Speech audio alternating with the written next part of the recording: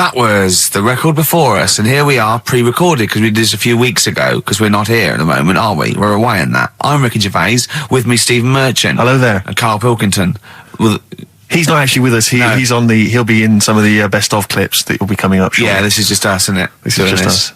We did this. When did we do this, Rick? A couple of weeks back. Hold on, what is it? What it's the 27th today. Yeah. I enjoyed Christmas. I loved Christmas. I loved Christmas. I had a great time. What did you get? Loads of presents. So did I. I'm glad they made it to number one. I'm really glad. Stroke, he, she. Yeah, I'm really glad that the pop idols, Cliff Richard, Westlife, made it to number one. Bo Selector. Yeah, just delete that. Yeah. Okay, well, we're going to play some of the best of, some of the greatest moments of the last 3 weeks. Yeah. Ever heard on XFM 104.9. What about this? Do you remember this one? Oh, which one is it? Alright, so, here's the first bit. There was this, this is what it's like about getting presents and stuff, right? With my mum and dad. Go on.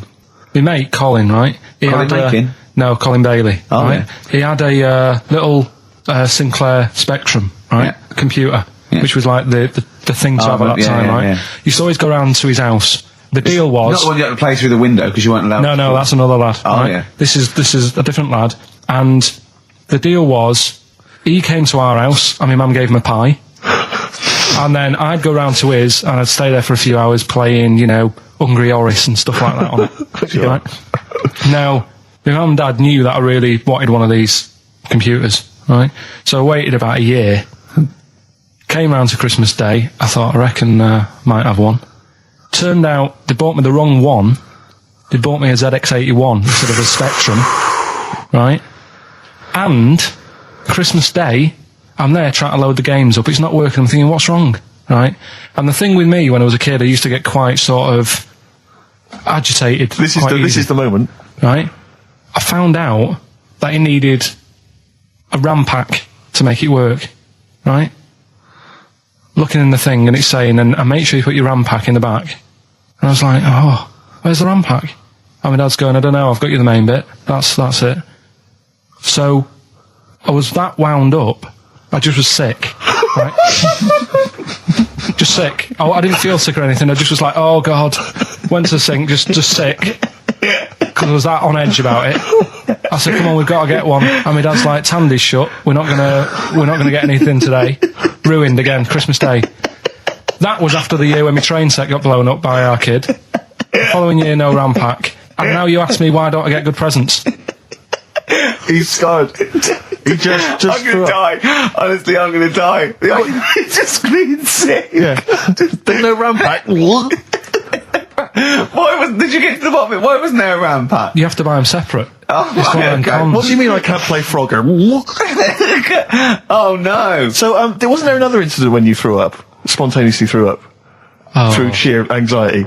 I do get it. It's not so much now because I've relaxed a bit, but as a kid I used to be quite on edge all the time with certain things. Do you think that's what happened to your cat that kept being sick? That it didn't get the food it wanted and it just threw up? Do you remember that?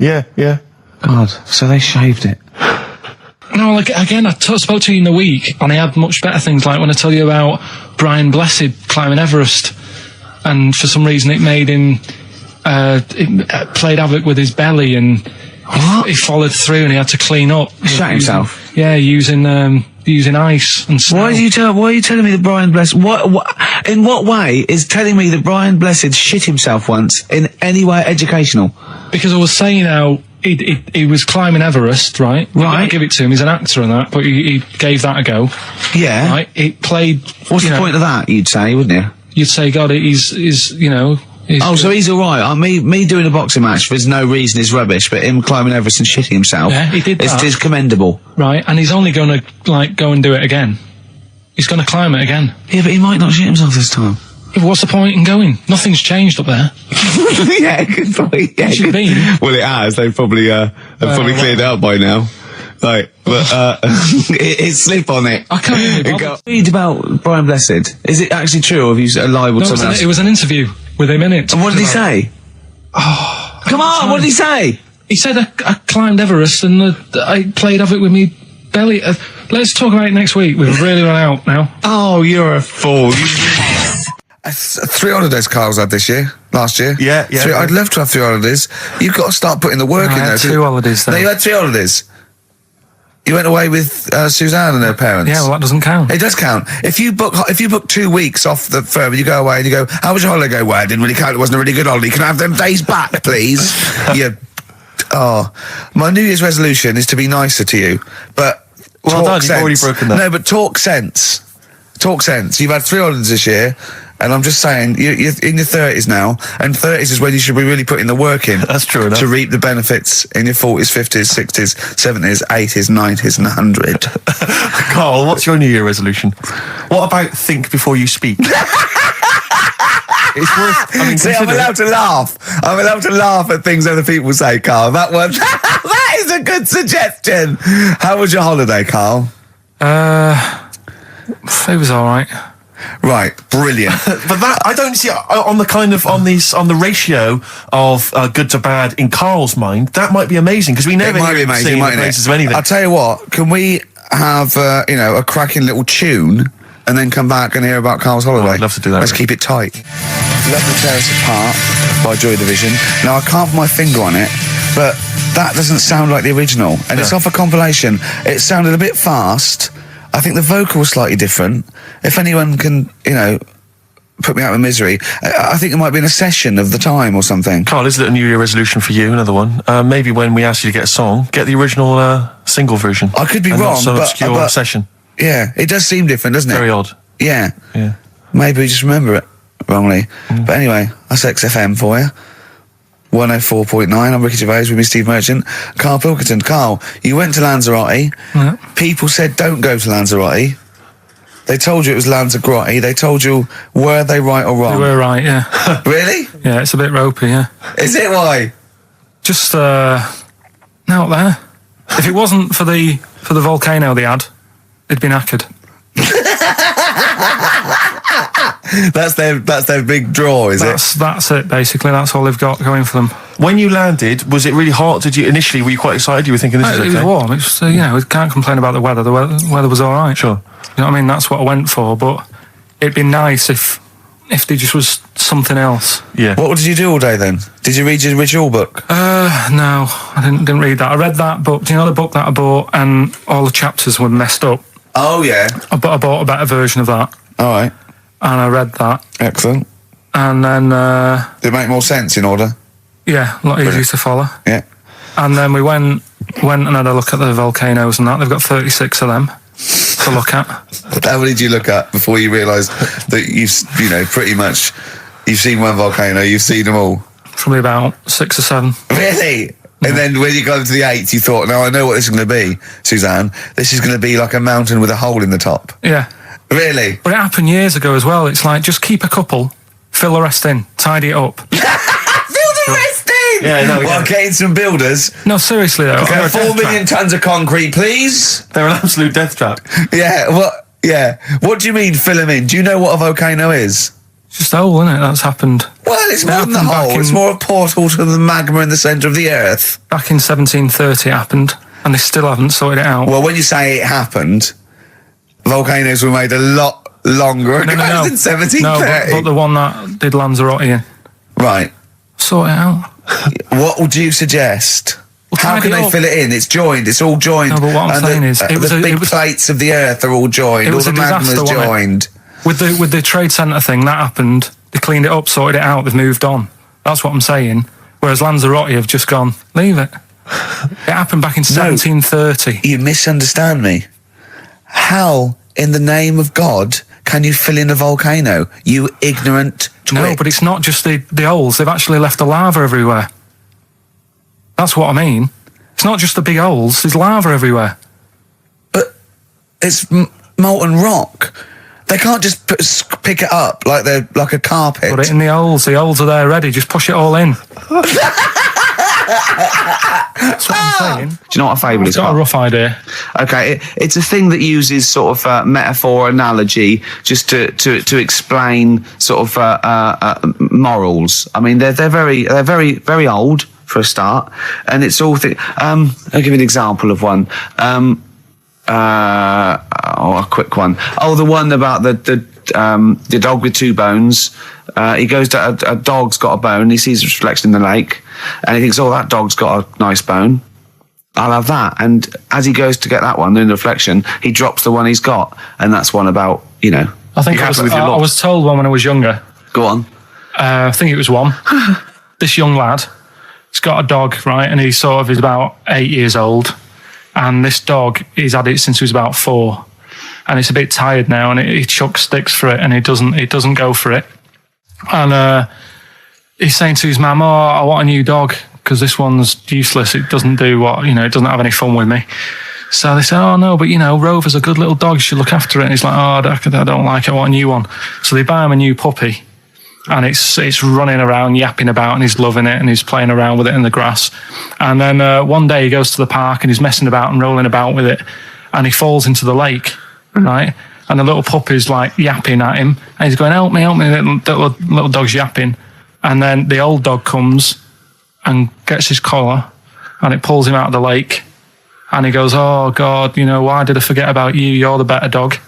And he loved that one again rather than the puppy. I got a feeling that was Lassie. Well, yeah, that was an episode of Lassie. What's the moral? What's the moral there, Carl? What's that telling? What's that explaining through analogy? Sort of, don't forget the old. Look after old people. I remember there was one I heard once about a young boy who got trapped in a lake inside a cage. But he loved his trainers so much he wasn't going to get them wet. But even though he had to get out there, and even though he thought that was the important thing because it's material value, he actually drowned, and the trainers were no good to him then. That was Bowie and Waterloo Sunset. Love that. Love the original. Love Bowie. Bowie was my gig of the year. These are my singles of the year. These are our clips of the year. I'm Ricky Gervais, with me Stephen Merchant. We're just picking some lovely little bits and pieces. Do you remember when we talked about this?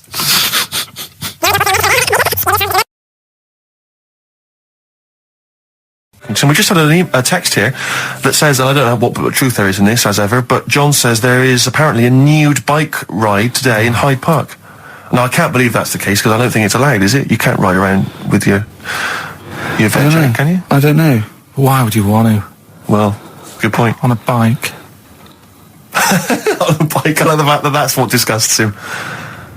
I want. Do you know what? If we did appeal for a nudist to call in, I'd want a very specific sort. I want a German nudist, a middle-aged man called Helmut. Okay. If there is any, or the closest one to it. So I want a middle-aged man from Germany. If your name is Helmut, you're in. But I'll accept Hans. Carl would be good, wouldn't it? All right. Yeah. I think I'm wondering if the age might. Maybe we could broaden. Okay, just a German nudist bloke. Right. Can he at least be fat? Can I find a fat German fella? If your name's Helmut, we're going to give you a big prize. Yeah. But you know, any fat German fella who likes to get his sausage out. Sure. Okay. It's sauerkraut. Yeah. What's the phone number? 0871 222 1049. It'd be good just to get an email or a text with a contact on it, and then I can just call them up in the week. Sure. And 83936 is the text number. I don't know what our audience demographic pans out like, Rick, but I'm suspecting that's probably a fairly small fraction of our listenership. I know, but you know, there must be someone out there. If you know a fat German who likes to get his tackle out, phones are going. Straight away. Just answer it, Carl. Just answer it. Just potluck. it could be anything. Well, just see what it is. To be fair, it could be a nutter. But just say hello. Just tell his nutter straight away. He'll stay there, won't he? He'll stay there. Well, answer it. Answer it. Leave it. Answer it. Oh, you see this? It's gone. It's gone. There you go. He bottled it. So, just as well. Well, you took too long to answer it. There's a vicar in Australia who started sort of doing his services and all that in nude. Hot, isn't it, out there? Yeah, but the churches aren't. Churches are pretty cold. It was on some website. Of course it was. Yeah. Just saying about a vicar and that who's there's a lot of nudists and that who want to get married. Do it, you know. Don't mess about with the wedding dress and that. Just snip up. Cheaper, isn't it? Well, I suppose it's so. I suppose if you believe in God, you believe that that's the way to be, innit? Because Adam and Eve and that. Yeah, but then in Adam and Eve, the shame made us dress up, didn't it? Yeah. Eating the apple and things. Yeah, but God didn't want that, did he? No, he wanted to see it all. He was loving it. You don't know ahead of time getting a knife full of all of that, and then the snake said, cover yourself up. Stitched him right up. What exactly is there then? Is it just a kind of moon-like kind of surround with just kind of dust and rock? That's exactly what you see. I was there when the Mars thing went wrong. Yeah. I would have just sent a camera crew there, filmed a bit of that, right, and say, here we are, this is it. Yeah. Ignore the little coffee shop in the background. Yeah. Right? This is Mars, because that's what it's like. Just loads of dust. Yeah. Holes everywhere. Tidy it up. Little round-headed aliens complaining. Yeah. It's Whinging. just like Mars. Yeah. So, is there what's the best bit about the holiday? Come on, pretend you're Judith Chalmers. I have been doing. I would have done all. I would have said that. Don't bother. Right. I mean, the hotel was good. Yeah? That was all right. What was that like? It's all right. Just, clean. That's all you want, isn't it? See, that's not quite what Judith Chalmers does. She doesn't go, what's the hotel like? All right, yeah, clean, isn't it? All right. Well, what was it like? What was it? 3-star, 4-star? Did it have a swimming pool? What was the room like? I had a swimming pool and that. Yeah. Yeah, it's good. I think it was one of the better ones on the island. Okay. Nightlife? Wasn't really. And there was a bar. There was some bands playing. Yeah. Not very good. Food got a bit boring. Yeah. It was always the same food every night, but they sort of themed it and made out as if it was different. So, like, on Mexican night, it'd be chicken with a nacho on it. Right. And Chinese night, sort of chicken with a little prawn cracker on it and stuff. Sure. But that got a bit boring. That's me just turning on my phone because I want to read to you a text that I got from Karl. I think you sort of sum up the holiday in this text, don't you? Do you remember I it? can't remember. Let's have a look. Let's have a little look. Instantly, what did Suzanne, your girlfriend, make of it? Similar view to you? That they should fill in the holes? Yeah, it's just that thing. You see, I went on a coach trip, right? And you go and see the volcanoes. Like I say, there's 36 of them. Yeah. Which, how many do you need? And when we're on the coach going round all these volcanoes, the fella on the front's going and look out your left window at the moment, and there's a volcano. And if you quickly look out at the right-hand side there, there's another one. Right. And on the left, there's just like, all right, we've seen it. Sure. Do you know what I mean? Yeah. And that trip, we'll talk about that trip in a bit. Right, this is the text I got from Karl, right? All right. Been up to a volcano. Been in some dead artist's house who built his house in the lava. They said they would show me science with volcanoes, but all they did was chuck some water in a hole and it shot up in the air. No dwarves in the canteen, no scousers here, but there is a Swede woman with a big head. She looks effing gormless with a cap on. All right? So a little reference there to... A Swede woman? What's that mean? Do you mean Swedish? Yeah. Or she looked like a vegetable? No, the Swedish woman. But they've all got sort of quite big bill, aren't they? And I sent him a text. Oh, well, it's just good to be on holiday because, I'm working. He sent back, so am I. Just been watching Sky News. There is a school for monkeys who want to get a band together. Is that monkey news for later?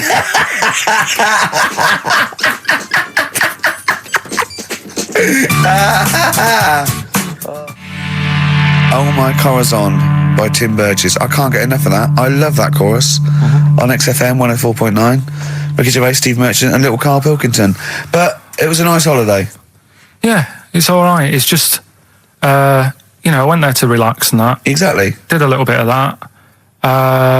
Trying to think of some new, features and stuff. Sure, always working. 3 holidays a year, Jesus. Oh, well, not really 3. Oh, two. It's all holidays, really. one big sort of like work thing to me and Steve. 2 holidays, isn't it? Work hard, you need the holidays.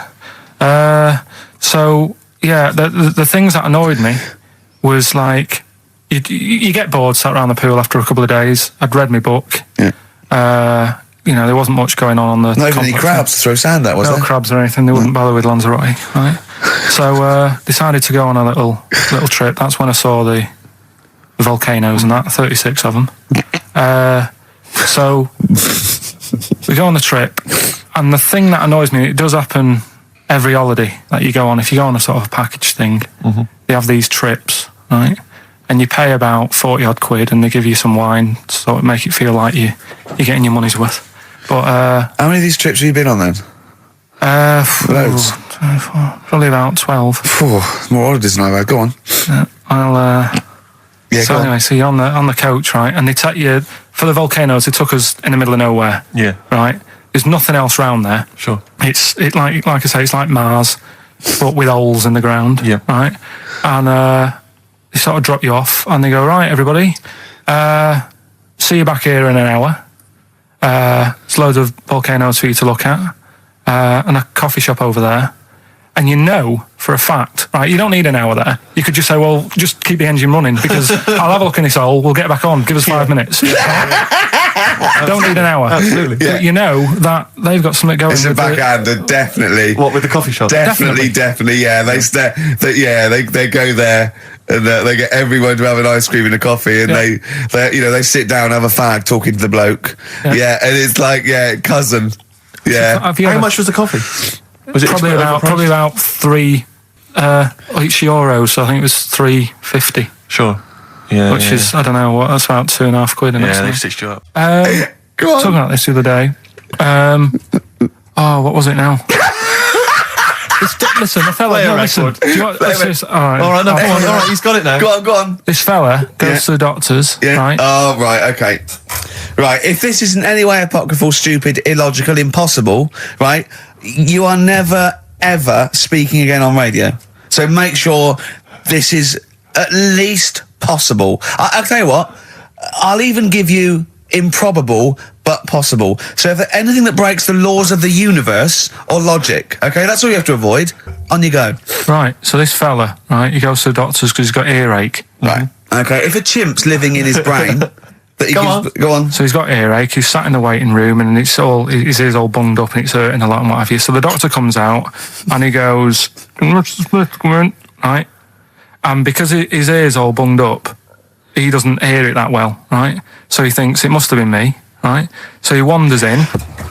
Keep going. Anyway, I'm going to hate this. I can just feel it in my bones. Steve, I'm going to let you take over. Okay, let's hear it. So the doctor says, sit yourself down there, right? So he sits himself down. He goes, right, take your pants off, right?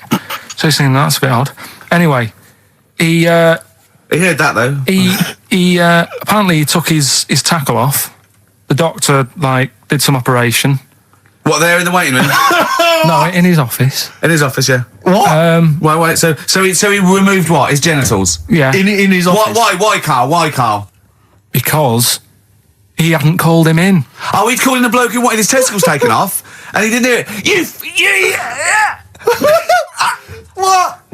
So the doctor went out and said, Mr. Jones, who's here to whip off your cock and balls, just here and now, right? Bloke comes in, it must have been me. So the bloke who wanted his balls taken off didn't say, I think he said me. So he didn't interrupt then. So the bloke goes in, he starts taking his testicles off, and he doesn't say, I'm here for me ears. What are you doing with that? That is a blinding record. And before that, Rick, what do you make of those adverts? They were great, weren't they? I like them, yeah. I'm going to buy all them products on the way home. And that's endorsed by Ricky Gervais. He's won awards. Yeah. Rick, do you remember this? This was a hilarious moment. No, you'll remember this when you hear it. It was when Karl said something that was basic. Well, I think for a lot of people it sounded like a lot of old bollocks. Karl's found love on the street before, haven't you? How's it going with your bird, Karl? Are you married? No. How long have you been out with her? 7 years. Because, you're quite a simple man. Yeah. You're sort of a simple in a nice way. Ways. You're like Helen from Big Brother. Yeah, you're sort of nice enough, but I look normal. Well, yeah, you sort of do. But you could be one of those that just suddenly go mental with a pen. Yeah, do you know what I mean? Stab people through the eyes. Yeah, you sort of look normal. If I wouldn't really want to wind you up to a point of frenzy. How did you meet your girlfriend? Through work. What, through her work? What, you found out and said you worked at the same place. Oh, you're right. Yeah. You're quite an enigma, aren't you? Could you give us more on that? At work, you met her at work. What, she came in selling sandwiches? She was going through the bins outside. What do you mean you met her at work? Why are you having an attack on me? You're the one who's sad and lonely. Oh, he's done you again. He's done you Yeah, but what I thought was interesting was I just scratched at him and he just went mental. Yeah, no, It's like a but bear caught in a trap. it's funny, isn't it? You'll never learn. No, I was just interested to find out what the story was, because it might be a really romantic story. Well, it's not. All right, jeez. I love the fact he doesn't want to talk about his love affair. I was thinking about you in the week, and like, does it worry you? I mean, you sort of joke about it now, and we're talking about it in the office, you know, like, oh, is Steve really touchy about the way he looks? And Oh, what's this? Where's that come from? He's done it again. He's done you again. I was walking home the other night, and I was thinking about it. And do you worry that when you're old, you will be on your own? You did start it though, didn't you? Well, Carl, I'm glad you brought this up. because I mean, for me, you know, a lightweight, frothy entertainment show on XFM on a Saturday afternoon is exactly the place where I want to discuss the desperate, lonely future that's inevitably coming my way. Oh God! I'll tell you what will cheer you up and forget all that. A bit of Embrace. Oh, one of the most hated bands. I'm a little bit concerned about your toilet discussion. What exactly is your point again? I was just a bit bemused. You see, it's a tricky one. All I'm saying is, right, there I was at the pub quiz. I go to the toilet, not thinking about anything.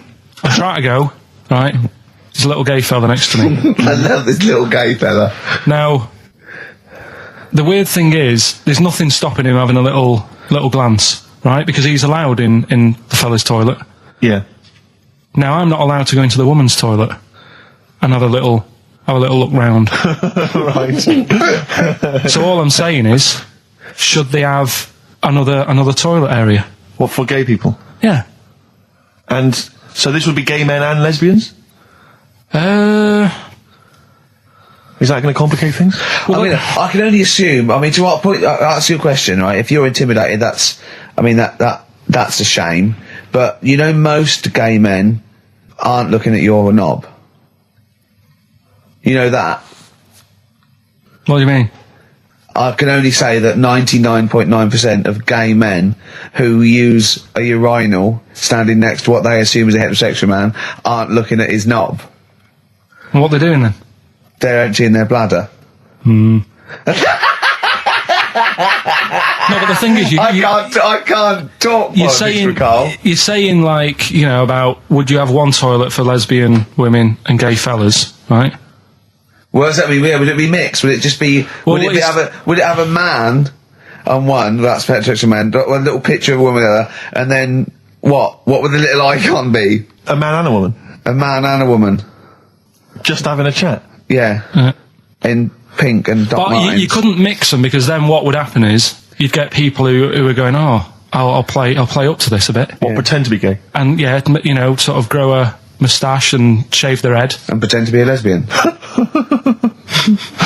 Right. Yeah. So I see. So you know, people pretending to be gay so they could go in and have a look at the lesbians.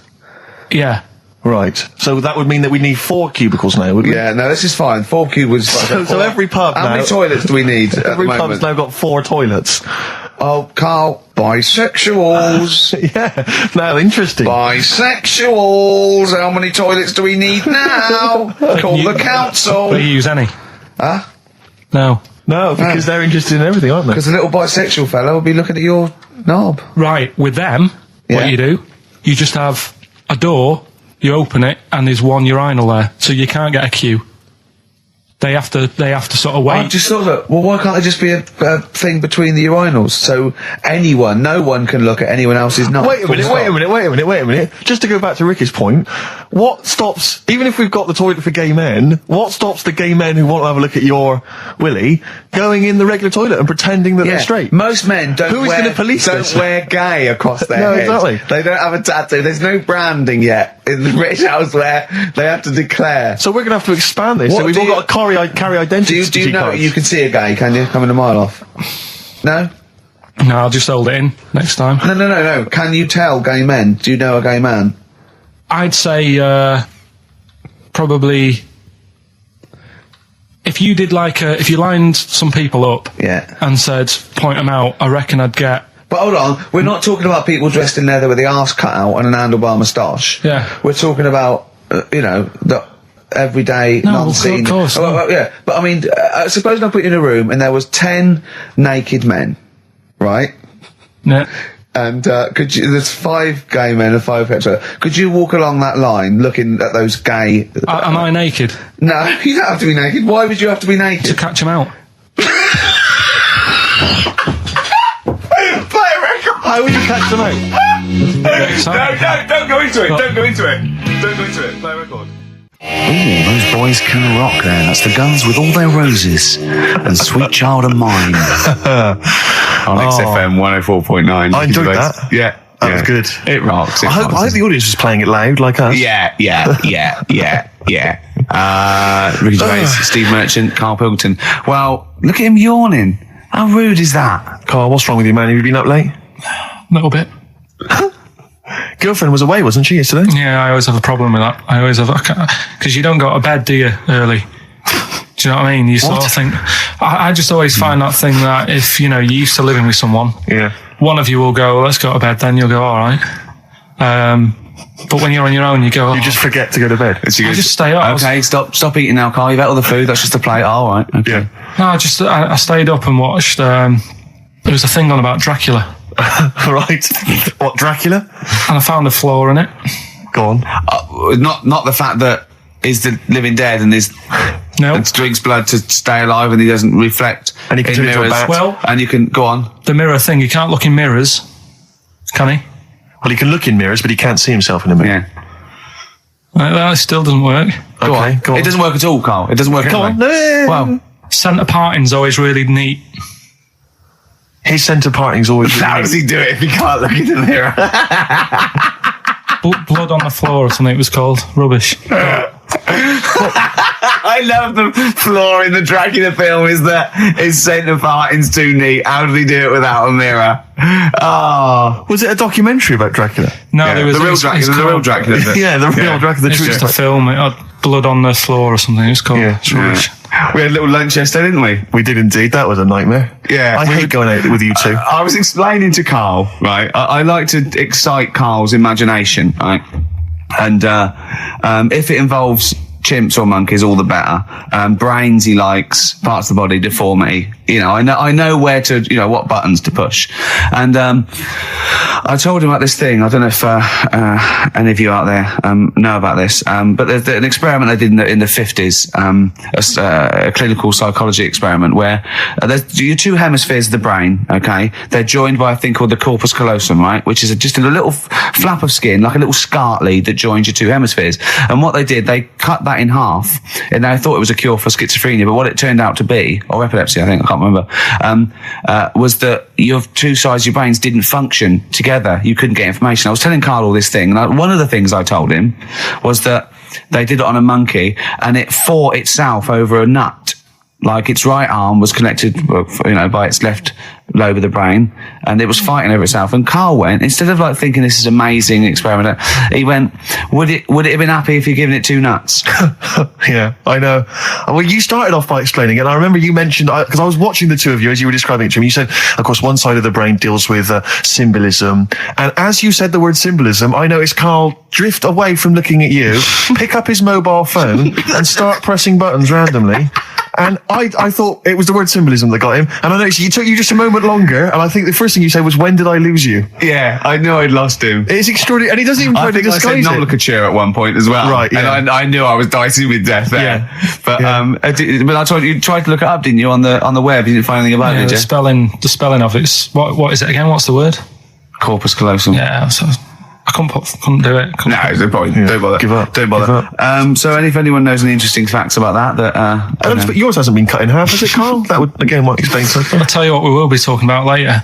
I don't know if you're sort of aware of them, Steve. Go on. Bonobos. Oh, I don't know much about bonobos. I told him about he was looking for stuff. I said, put in bonobo. He was having no luck with chimp. And they're a form of chimpanzee, but they're even closer to us, evolutionarily speaking. They've got their social groups are more like ours. They're more intelligent. And he was loving it, weren't you? So is it human bonobo Carl? Is that how it works on the evolutionary ladder? Chimp Carl. Yeah. Yeah. Talking about them. So we're talking about bonobos. You're excited about that? Yeah, That's yeah. Coming up in monkey news? No, I think it's a bit of a monkey bonus. Placebo, Bitter End on XFM 104.9. This is pre-recorded. We recorded this a couple of weeks ago, before Christmas. I hope you had a great Christmas.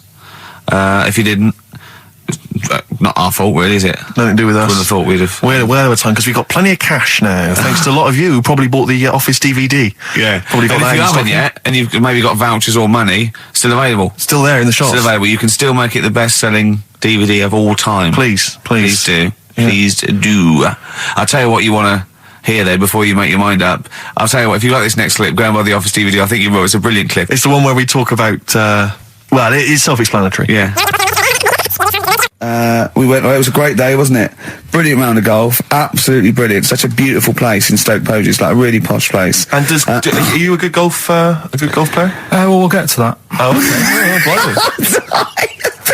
Wow, he bought the shoes especially for it. Oh, brilliant. I'd love to have seen him in those little shoes. I know, and they were no good because they were metal spikes. We had to change them. He was annoyed straight away. He spent over £22 on these golf shoes. We hired a buggy that was brilliant fun. I was bombing along, wasn't I? I don't drive, but I just, it was great on that buggy. Well, you've been on a buggy with me and you were a bit scared. Yeah. What I nearly killed us once. I was just taking banks and things, but you don't see sort of bunkers, and he'd scream, go, stop! And he'd put his foot down the brake, and then I reversed. At one point, he sort of did a handbrake turn next to the lake, and then we had to reverse, right? And you know, you just flick a switch and put your foot down. He did that without looking. I looked behind, there's a big oak tree there. He screams, watch the tree, right? He was so... Cheeks of hazard. I kept jumping in and leaving him behind because I had to go to my ball. Because anyway, the first shot, I got on the driver. I honestly did one of the best shots I've ever done. It went straight down. It was great. I thought, phew, got away with that because it's always the first one because it's a clubhouse and you want to look good. Yeah. So. He tees up, and I've been saying, buy some balls. He just got 6 balls. I was going, what if you lose me? I won't lose 6 balls, right? He tees up, right? Whacks it. It goes miles, like right angles, straight into these the woods, right? He turns around, he goes, go and buy some more balls. So I'm laughing because it's like impolite to laugh, but he broke the ice for me, and I was falling around. And then his second shot, I go, you know, you're off for 3 now. If you take another shot, he went, oh, right. So it's his third shot. He puts the ball down. He hits the ground before it and misses the ball altogether. And I was on my back, wasn't I? Unbelievable. Actually rolling about on his back. I was rolling about, and we were terrible. I went round 107. He went round in like 119 or something. Sure. It was just rubbish. How long did it take? 5 hours. Of course. And there was no one around, luckily. Yeah. But it was fantastic. So then we go and have our meal. What annoys me, I said, right, I'll go for a run. He went, I'll have a bath. I said, I'll see you at 7:45. At 7:55, I have to call him. He's not ready, so he's let me down there. I can't stand lateness or laziness. lateness. Yeah, and he's let me down. Do you know his excuse? He fell asleep in the bath because there was no light bulb. There's no light bulb in the bathroom. So instantly he fell asleep. And he was late. No, do you know what I mean though, Steve? If you're sort of like nice and warm and what have you, I was tired anyway. I've been stressed out for 4.5 hours, right? My life flashed in front of me a few times in that buggy. So it's all sort of wears you down a bit. I thought, right, I've got a headache. You're going for your run. I'm going to have a bath. I walk in, put the light on. For some reason it didn't come on, but I thought, it's all right. I'll just... doesn't matter. You can have a bath in the It's summer, so it's light anyway. Well, there's no windows in the bathroom, so... So you were in the darkness? So I'm in the darkness. I nod off because I'm shattered. He calls up, hassling me. So I said, well, it doesn't normally take that long for me because, I haven't got, like, long hair. I've got a dryer and so I can sort of one wipe. Yeah, he's already 10 minutes late, though, when I called. Well, 10 minutes. 10 minutes. This is late, next. Doesn't matter. Dinner wasn't until 7:15, so we had, like, another 20 minutes anyway, so it doesn't really matter. Yeah, but we said 7:45. So he's calling up, hurry up. So I said, yeah, all right. So I get out and dry and like me tackle and what have you. Calls back again 30 seconds later. No, I don't. I don't like that. You're not going to do that, no. Give it a wipe. 30 seconds later, come on. So I end up going downstairs to the meal area, naked, with a wet shirt on and wet socks. I've got headache as it is. Meant to be a relaxing weekend. But anyway, so we have our meal, which is really nice. And then we're sitting in the bar. I'm having a cigar by the fire. Yeah. Like, we're having a rather nice Pinot Grigio. Yeah. He's there going, I've got a headache. Is this 1955 that you live in? I know. Yeah. It's so right. We are knackered because he's not used to work. I've seen him moaning, falling asleep. He's not used to it at all. And you've been on your feet for over half an hour. Yeah, right. So we didn't even walk around the golf course. We had a buggy. Yeah. Wasn't even exercise. And now it's Carl's bit. It's the re-education of Carl. He's like Liza Doolittle. And now he's coming to, or Lawnmower Man, if you've seen that film. More like Lawnmower Man, if you've seen the film. You'll know what I mean. And his homework was to just study quotes, really, on happiness and stuff and general well-being. He's not a big happiness quote fan, are you, Carl? Not really. So what have you done? You've come up with something, haven't you? Right, yeah, I told you, right? Because a lot of these are just things you say every day. They're nothing special. So what I'm doing... Well, you say them every day. Well, the sort of things you come out with and you don't even think about it, do you know what I mean? Yeah. They're on the TV all the time. People on the radio are saying these sort of little quotes. Sure. And what I've done is, remember that programme on Channel 4, Faking It? Yeah. Where they got some, like, posh kid to be on a door and all that. What I've done, I've... Imagine if that was the pitch for the show. Dear Channel 4, just going to get a posh kid on a door or something? Yeah, Yours come sincerely, in, Carl. come in. Yeah. TV producer. Yeah, go on. So what I've done, this little book of quotes, happiness quotes. I've picked two that are real, Okay. and I've made one up, right? And we've got a guess. And you've got to guess. Okay, then, it is. go on. Well, I'll tell you what, Rick, why don't we, when we've heard them, we won't confer. No. You'll write down yours, Yeah. A, B or C, and I'll Yeah. write down mine and we'll Sure. see how it Okay, works. Carl, off you go. Right, and just because I'm looking at this book, it doesn't mean I'm actually reading. No, I know. Don't no, worry, I know. we're clever. No, we know. We can't see. It's Yeah, like yeah. call my bluff. Yeah, go on Okay. then. Nothing is worth more than this day. Okay. Yeah, Yeah? All right. yeah. The way I see it,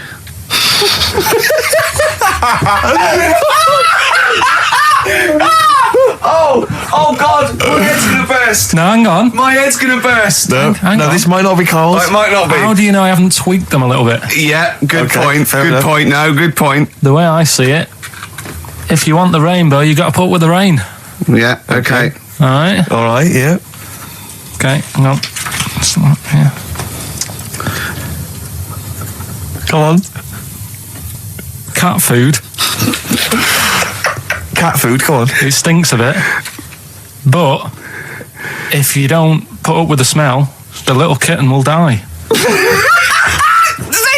Steve, I don't know what to say. I don't know what to say. Imagine this is faking it. Imagine their faces when he says that, and they're going, "Oh my God." Oh. Carl, play a song, mate. We'll have to confer on this one. Well, that's just amazing, Carl. Just read them again. Two were real, one was fake. Go on in. Right. First one. Nothing is worth more than this day. Excellent. Next one. What does that mean? Well, cherish now, cherish your time. okay. Because you can't get it back, and Yeah, you know that's the way I saw it. Carpe diem, whatever it is, seize the day and all that. Okay. If you want the rainbow, you've got to put up with the rain. Yeah, of course. Yeah, rough with the smooth. You know, it's not all plain sailing, but you know, rainbow's beautiful, but it comes because of the rain, which you might not like. So Yeah. make the most of everything, and yeah. Good. Cat food doesn't smell good, but if you don't put up with it, then the little kitten will die. Right, no, Carl, that is a good effort. Now that one's yours. I mean, obviously, right? Right. No, but it's a good effort, right? I mean, it slipped seamlessly into the others. Yeah. Don't think it didn't. No, but it's good. I mean, we knew it was that one. But what I will say is, it's good. But what you don't know, maybe subconsciously, is, I mean, it's very similar to the putting up with the rain and the rainbow. But that's good. Why do you think that? Well, What does mine mean? well, even though it smells bad, it's good for something. Right, So see, that's I didn't look at it like that. What do you look at? I kind of thought... Was yours more specifically about cat food, generally? Because you know, normally it's an analogy. Yeah, or a metaphor for something, you know, much bigger. Well, no, the way I mean, looked at it- Dolly Parton, who I think did the rainbow rain thing, she wasn't specifically concerned about weather conditions. No. It was a sort of general idea. It's all about life. Yeah. Well, Existence. that's what I've done. Go on, I've used an everyday thing Yeah. and put it with today's problems, right? Go on. So, like, my girlfriend, yeah, she might like to go shopping for clothes. I hate it, Right. but because I love her, I put up with it.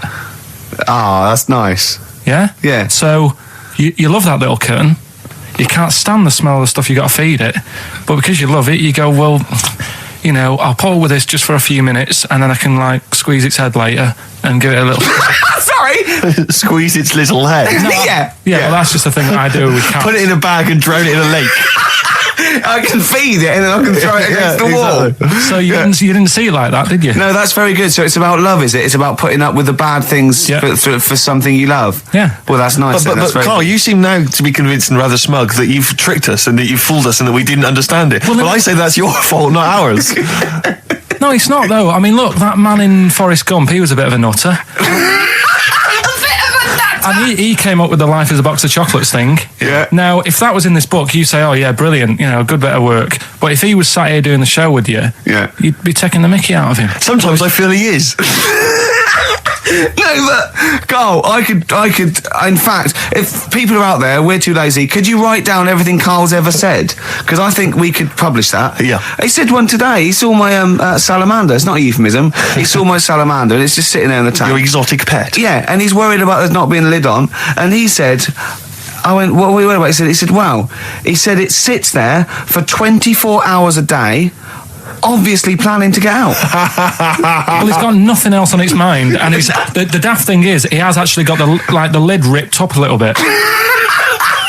And he'll be looking up there, and it's going to get out. But what's the worst that could happen? What's it thinking? What do you think it's thinking, this salamander? It's got its eye on the DVD player. I can have Ian be down the market. Right. Okay. Right. The results of We ain't got a winner for the first time. Yes, we have. We've We've done got this loads. feature for. We've got loads of winners. No, we haven't. We've done this feature for 3 weeks. This is the first time I've managed to sort of. Well, let's go through them then. What have they got wrong? The first one. The first one. What was the first one? first The first one. Well, hang on. Let's do them in reverse order first. So what's the last one? The last one. The clue was that bloke does sport on the telly, and he's got a little kid. What's that? That's Destiny's Child. Des, who does ITV Sport, that's has got terrible, a Tini's man. Child, right? No, that's fine. They got that. Okay, Destiny's Child. What's the middle one? Well, the middle one. Right. Child. The second one was he doesn't like women. Yeah, he's got a couple of kids. That's a bit weird. Yeah. Right. That was PD. That was Puff Daddy. That is offensive. Go on. But it's not Puff Daddy. It's Puff Daddy. And he's not even called that anymore. He's called P. Diddy. Well. Okay, fair enough. But they got that one. Yeah. And if I'm being tight, these lot are as well. Yeah. Yeah. Tight means something in Manchester. Go on. Right. And the first one that they're having problems with, I don't think them birds should be allowed in this They've area. got it. Boyzone. It's not Boyzone. What's the clue again? I don't think them birds should be allowed in this area. That is perfect. A boy zone. No birds. No women. No women, yeah, birds, right? A boy zone. Sorry, Carl. If that isn't the answer, their clue is better than yours. That is brilliant. What was yours? Boy zone, it works perfectly. What's your answer then? Bangles. I have no idea what that means. Like seagulls. So you don't want them in this area, so you're banning them. Bangles.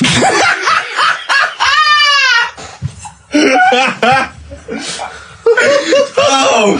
Well, give it to boy zone, because boy zone's better.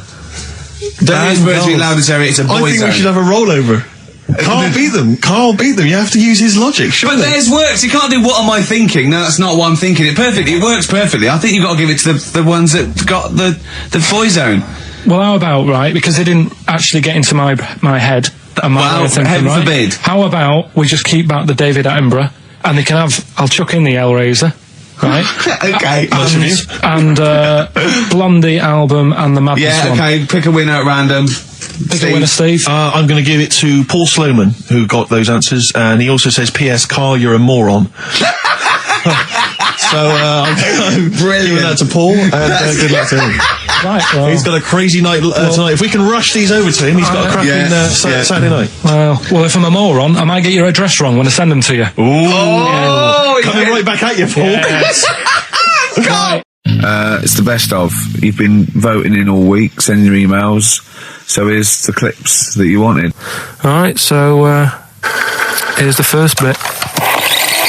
Yeah. some doctor or something who was into like the way bodies work. They got their head cut off. The doctor? Yeah, he was doing a bit of an experiment. And he cut his own head off. Yeah. Okay. And it was about, he said, when my head's in the basket, I'm going to blink my eyes. Right. Okay, sorry, hang on, let him finish. And, so the doctor has chopped his own head off, and he's told everyone, I'm going to blink my eyes. To prove that he's there's in the life after basket, death. and he goes like, right, I'm going to blink my eyes about, as many times as I can. So quick, count them. And they count, and he got to like 15 before he Right. died. Now, this is how Carl told me that. Till Nick Frost explained that, Carl told me, he said, right, well, a bloke, right, he had his head cut off, and when his head was in the basket, he went, count how many times I can blink. And I went, well, that's rubbish. He went, no. And Nick went, well, no, he actually said, when my head's in the basket. He went, and Carl went, all right. I said, Carl, do you know the subtle difference? Do you see the subtle difference? I have to say, though, guys, I still don't really understand what went on there.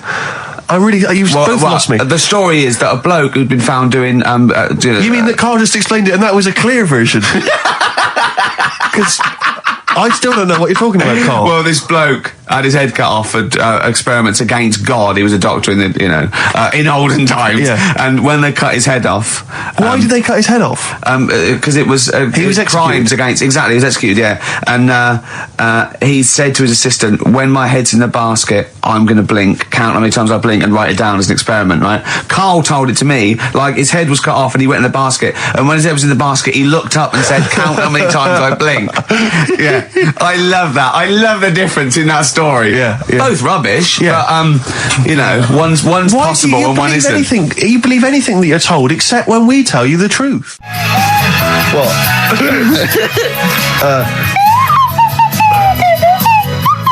Someone's left one of those little things in here. It's brilliant, isn't it? Amazing. What are they called, those things?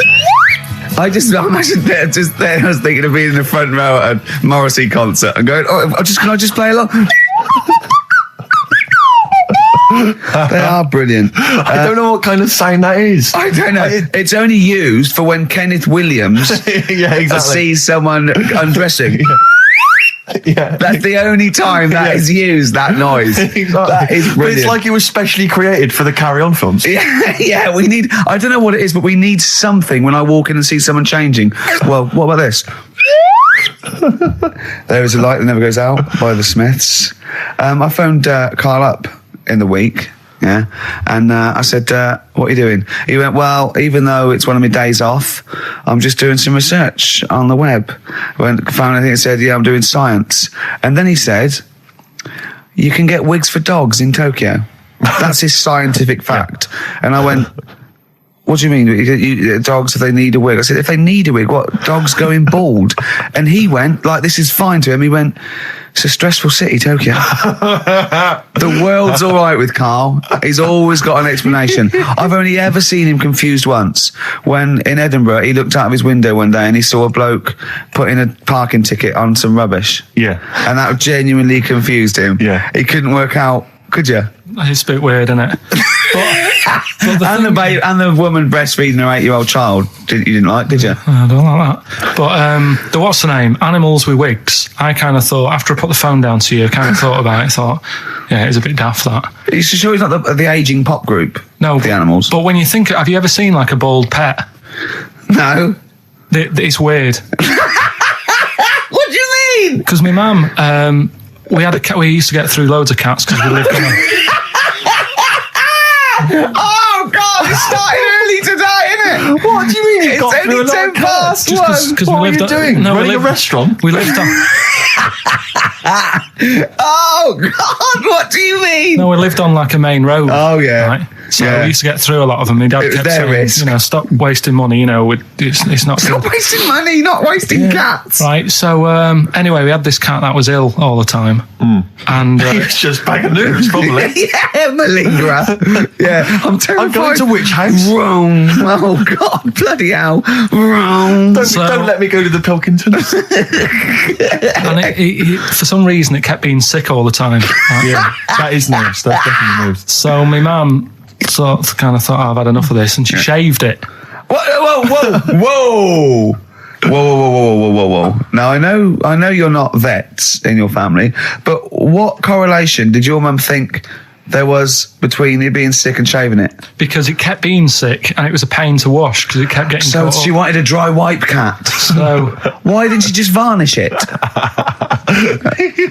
What? it's weird. It's weird. though. So now he's cold and sick. No, but not all of it. She left sort of the back half, but sort of from its waist, sort of. I love that. Shave it because it's sick on itself. And That is it was genius. the weirdest looking thing. I mean, normally I like cats. I'm always like giving yours a stroke on the head and that. Yeah. But as soon as she did that, it was like, oh, Yeah. can't touch it. And then So now it's sick, cold, and hated. Yeah. Carl. It must have, I mean, the other cats must have been taking the mick out of it constantly. It's just making things worse. Did it get, I'm hoping that it got run over and was put out of its misery. no, I think it got all right, that one. Or is that the? Yeah, it did get run over. It did. Oh God. Oh dear. How many cats do you say you've got through? I'd say whilst I was living at home, I mean, it's still on the increase even though I'm not there. So whilst I was there, probably 5. God. Wow. Oh. Yeah. And were you upset each time or you just got used to it? It's one of them things, isn't it? Like I've said before, when you first see something, it's a bit of a shock. Do you know what I mean? It's like the Elephant Man or whatever. Yeah. First time you see him, it's that sort of, oh, look at that. Do you remember the first time you saw Steve? No, I'm not being funny. Do you remember the first? Yeah, but I've said this before. It's always, then you get used to how people look and you don't.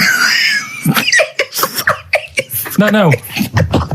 I'm going to burst. You have to play a record. No, but- Because I just see Steve's face. No, but I've got used to it. Shut up.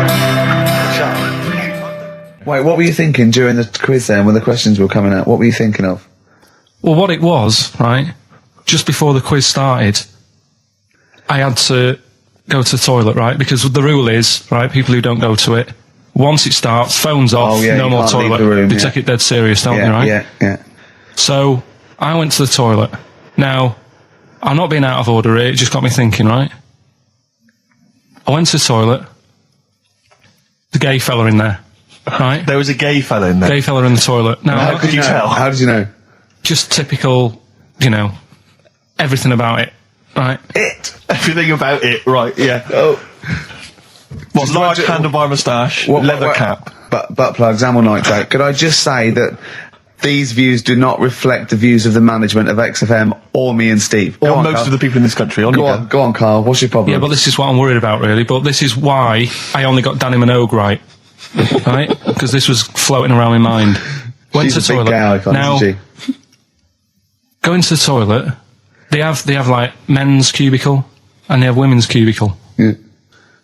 Now, without sounding out of order, is it wrong for me to think gay men should have their own little cubicle?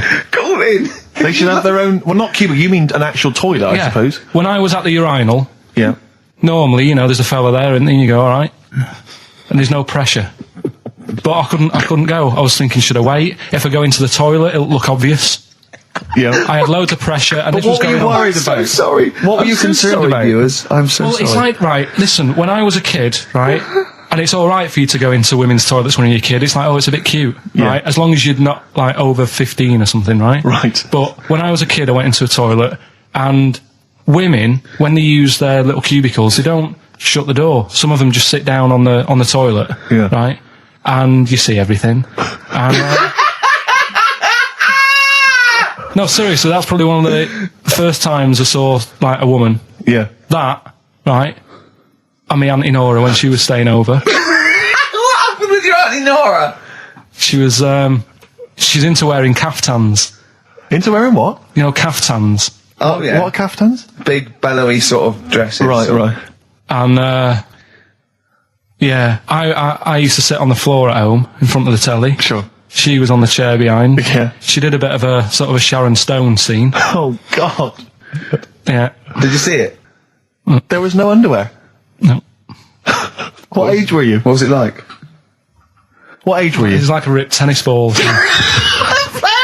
What? Right, we're off air. We're off air. Either that or put us in for the Sonys. This is the Best Of Show on XFM 104.9. I'm Ricky Gervais, with me Stephen Merchant. Yes. I hope you're enjoying the Best Of. Oasis, Live Forever on XFM 104.9. Right, we're in the swing of things. It's mine and Steve's favourite bit of the whole show. This is what we do this show for now, educating Ricky. Yeah. Go for it, Carl. As you said, learning can't be fun. Yeah. Yeah. Okay, I'll go for the one. What's the one about the butcher going down the butcher shop? You've got to get your kit on, we're off down the butcher's. Yeah. You going for that one? Yeah. Well, do you know the saying, don't let the cat out of the bag? Yeah. Do you know what it means? Yeah, well, don't give away a secret. Right. Well, do you know how it came about? No. Well, ages ago. Before, like... Ages ago. 17th century? Yeah, before, like... Yeah, 17's good. Yeah. Before, like, you know, proper butchers and Dewhursts and supermarkets and that, you used to get these blokes who sold meat. Right. Butchers, they were called then, I think. Yeah, but the difference was they didn't stay in the same place, they moved about. Right, so they'd turn up on a street corner, right, and he'd have like loads of carrier bags of like carrier bags. Yeah, with meat in and that, and people would plastic be like, carrier bags. Yeah, with whatever. Mobile Butcher on them. Yeah. Right, so and an email address. Yeah, go on. People went, right, yeah, I need some meat. Right, so they'd go up to this bloke and say, what have you got? And he'd say, well, I've got a you know, you can have a bag full of pig, or you can have whatever, a bag full of chicken, whatever. Yeah. And they'd go, yeah, how much? They go, you know, call it a fiver, whatever. Yeah. And they'd buy them, and to make more money, they didn't always fill the bag with what they said was in it. Oh, I thought that might be the case. Right. Yeah. So what did they used they ever to do? Put cats in there? Yeah. But I don't see what. Okay, so sometimes they would put a cat in the bag and pretend it was chicken or whatever else. Yeah, so why was a cat any cheaper than a chicken? Because cats are wandering around the streets, aren't they? Chickens aren't.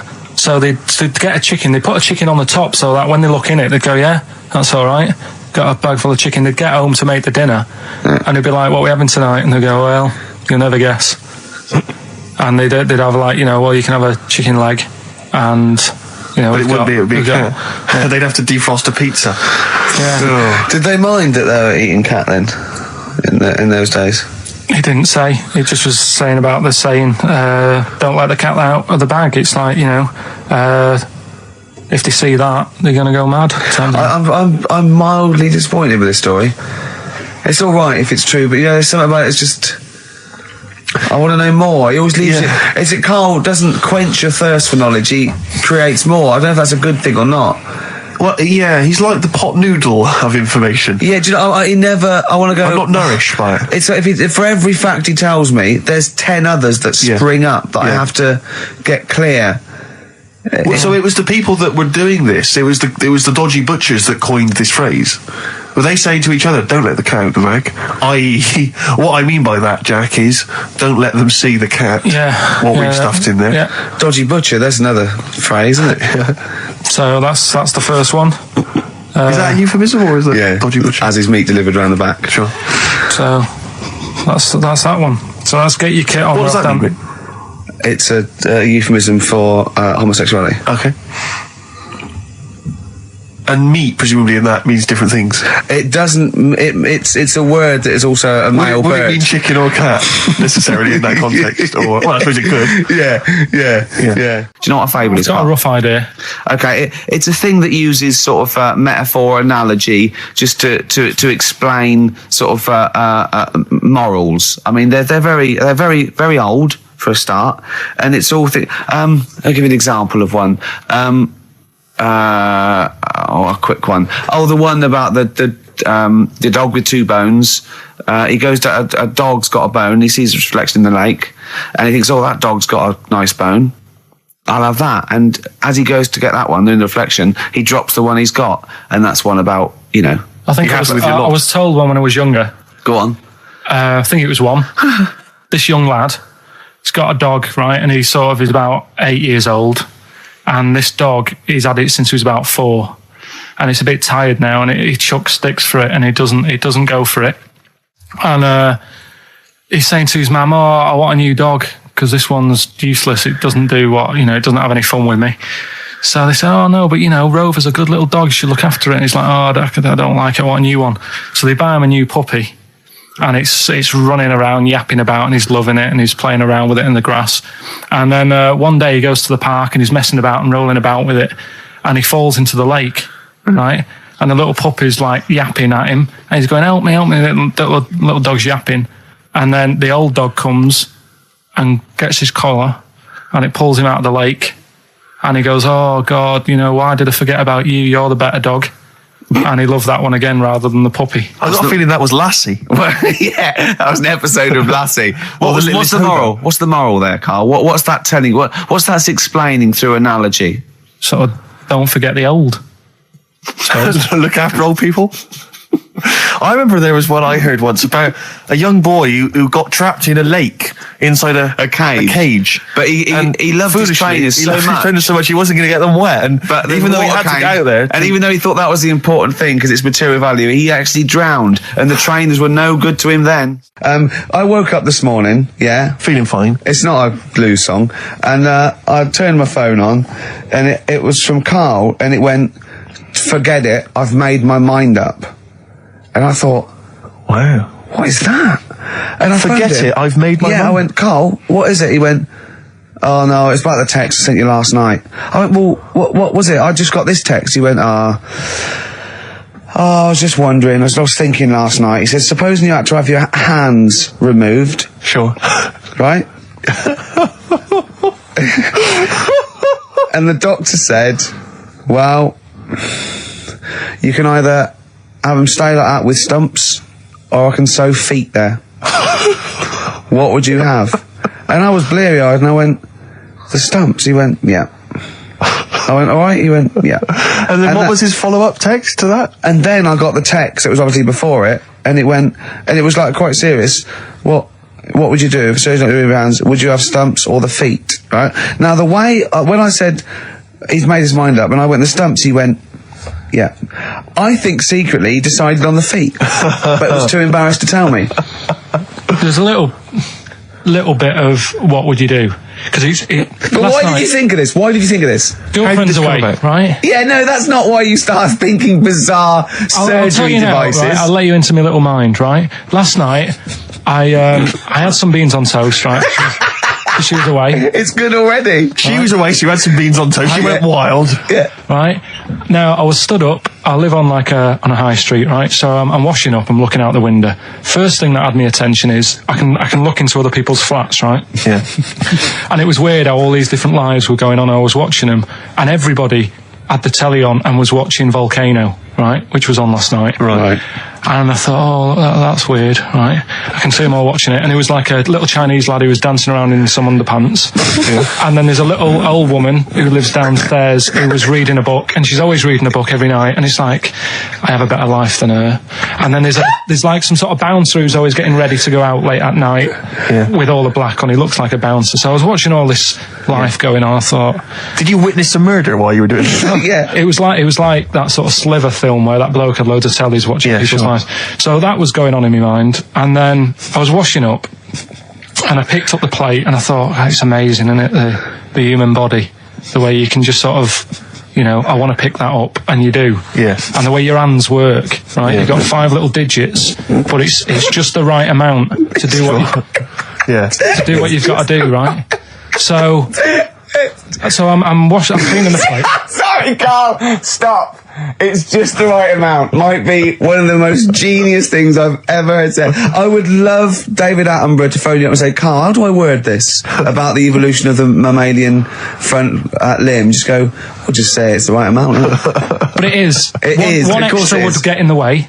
Yeah. And one less would just make it that little bit more tricky when picking up a bit of a slippery dish. Sure, or buying gloves. Yeah.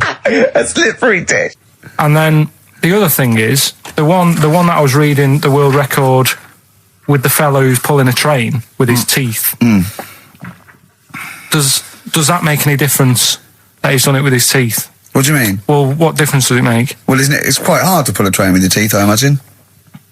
Well, it's pretty hard to pull a train. All I'm saying is it because he couldn't beat the fella who's pulling it with his hands? Well, this is my point. I think there was one bloke with a record for running backwards 100 metres was sort of like 11.5 seconds. And I was thinking, turn around, you'd probably have a really good go at that. Do you know what I mean? Yeah. It's sort of like doing a marathon with a milk bottle on your head. Take the milk bottle off and see how fast you can go, you twat. But you can just tweak it, like the fella who has done the pegs on the face, right? Yeah. His name's Gary Stretch Turner, right? Right. So you're sort of cheating already if he's got a stretchy head, right? But You are, right, you are one of the most stupid humans I've ever met. well, get me in the book. Yeah. Right? Well, listen. So Gary Stretch Turner, right? His record is 153 pegs. Yeah. He did it again, and he only got 150 on. So he hasn't broke his own record. Right. But what I'm saying is, if he tweaked it a bit more, would that make a new record? What? Well, if he said, I've got 150 pegs on, but at the same time as eating a burger. I see what you mean, yeah. He'd be the world record breaker for pegs and eating burgers at the same time. Yeah, just change it a bit. If you know you're not going to make it, just do something else. I'm assuming the rules are set at the beginning, Carl. That's Yeah. it. That's where they say, right, you're just going to do the pegs thing. You're not going to introduce burgers halfway through, are you? Definitely not.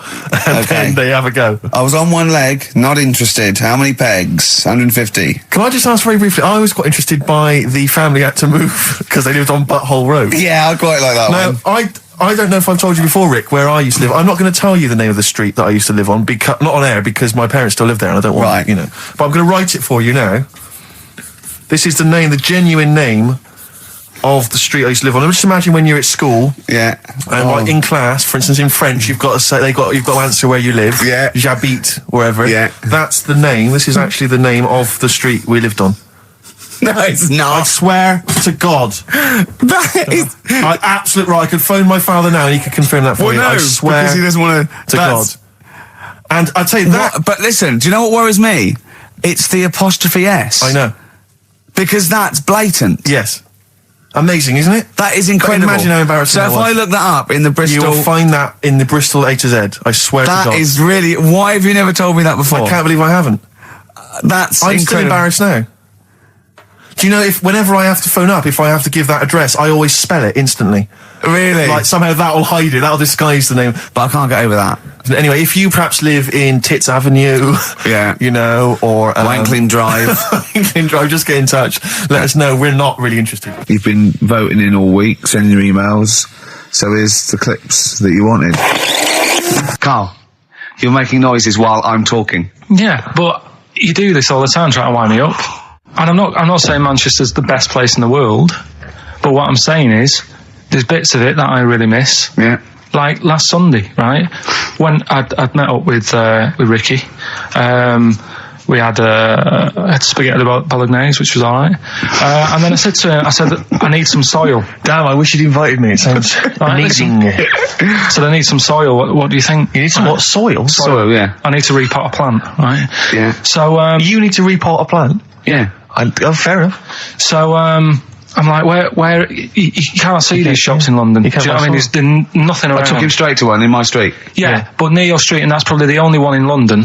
Well, you say that, Carl. No, it does annoy me. Round my way, it's like, you know... You can't move for soil shops. There's earth. You can just pick up handfuls walking down the street. Yeah, incredible. People just lean over into someone's front garden. No, you can take the plants as well. No, but what I'm saying is, Go on. Manchester, there's loads of decent hardware shops. Yeah. Here, you know, if you want a panini and a latte or whatever, you can't move from. But for soil, I had to go virtually how many miles away from me to carry that soil home and stuff.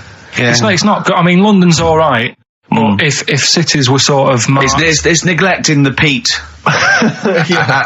market, really. Well, isn't there's barely any mulch available in central London. I'm sick and tired of not getting a good, decent compost of a Sunday. Indeed. So, It is sickening to me. I'm thinking of moving to the north, where there is loads of soil and gravel.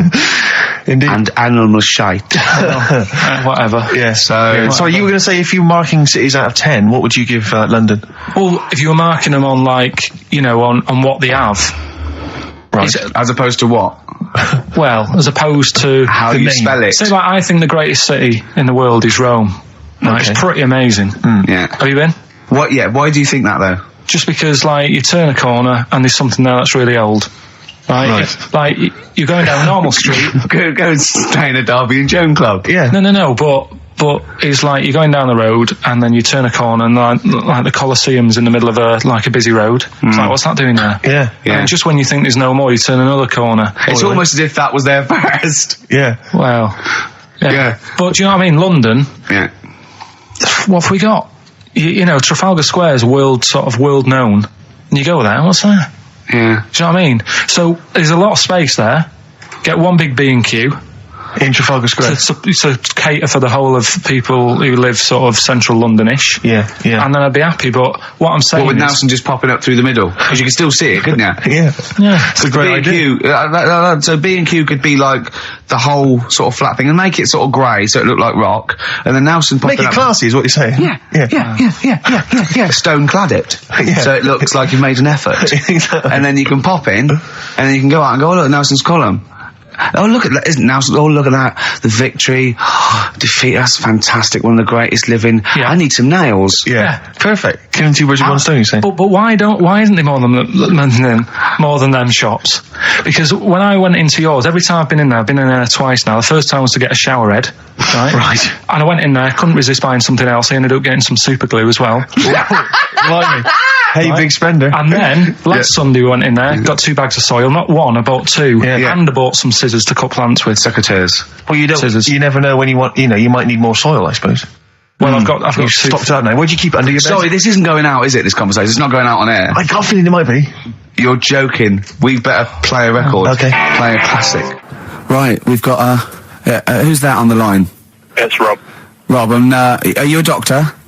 I'm a final year medical student. I'll be a doctor in 2 months, touch wood. That's close enough, isn't it? Yeah.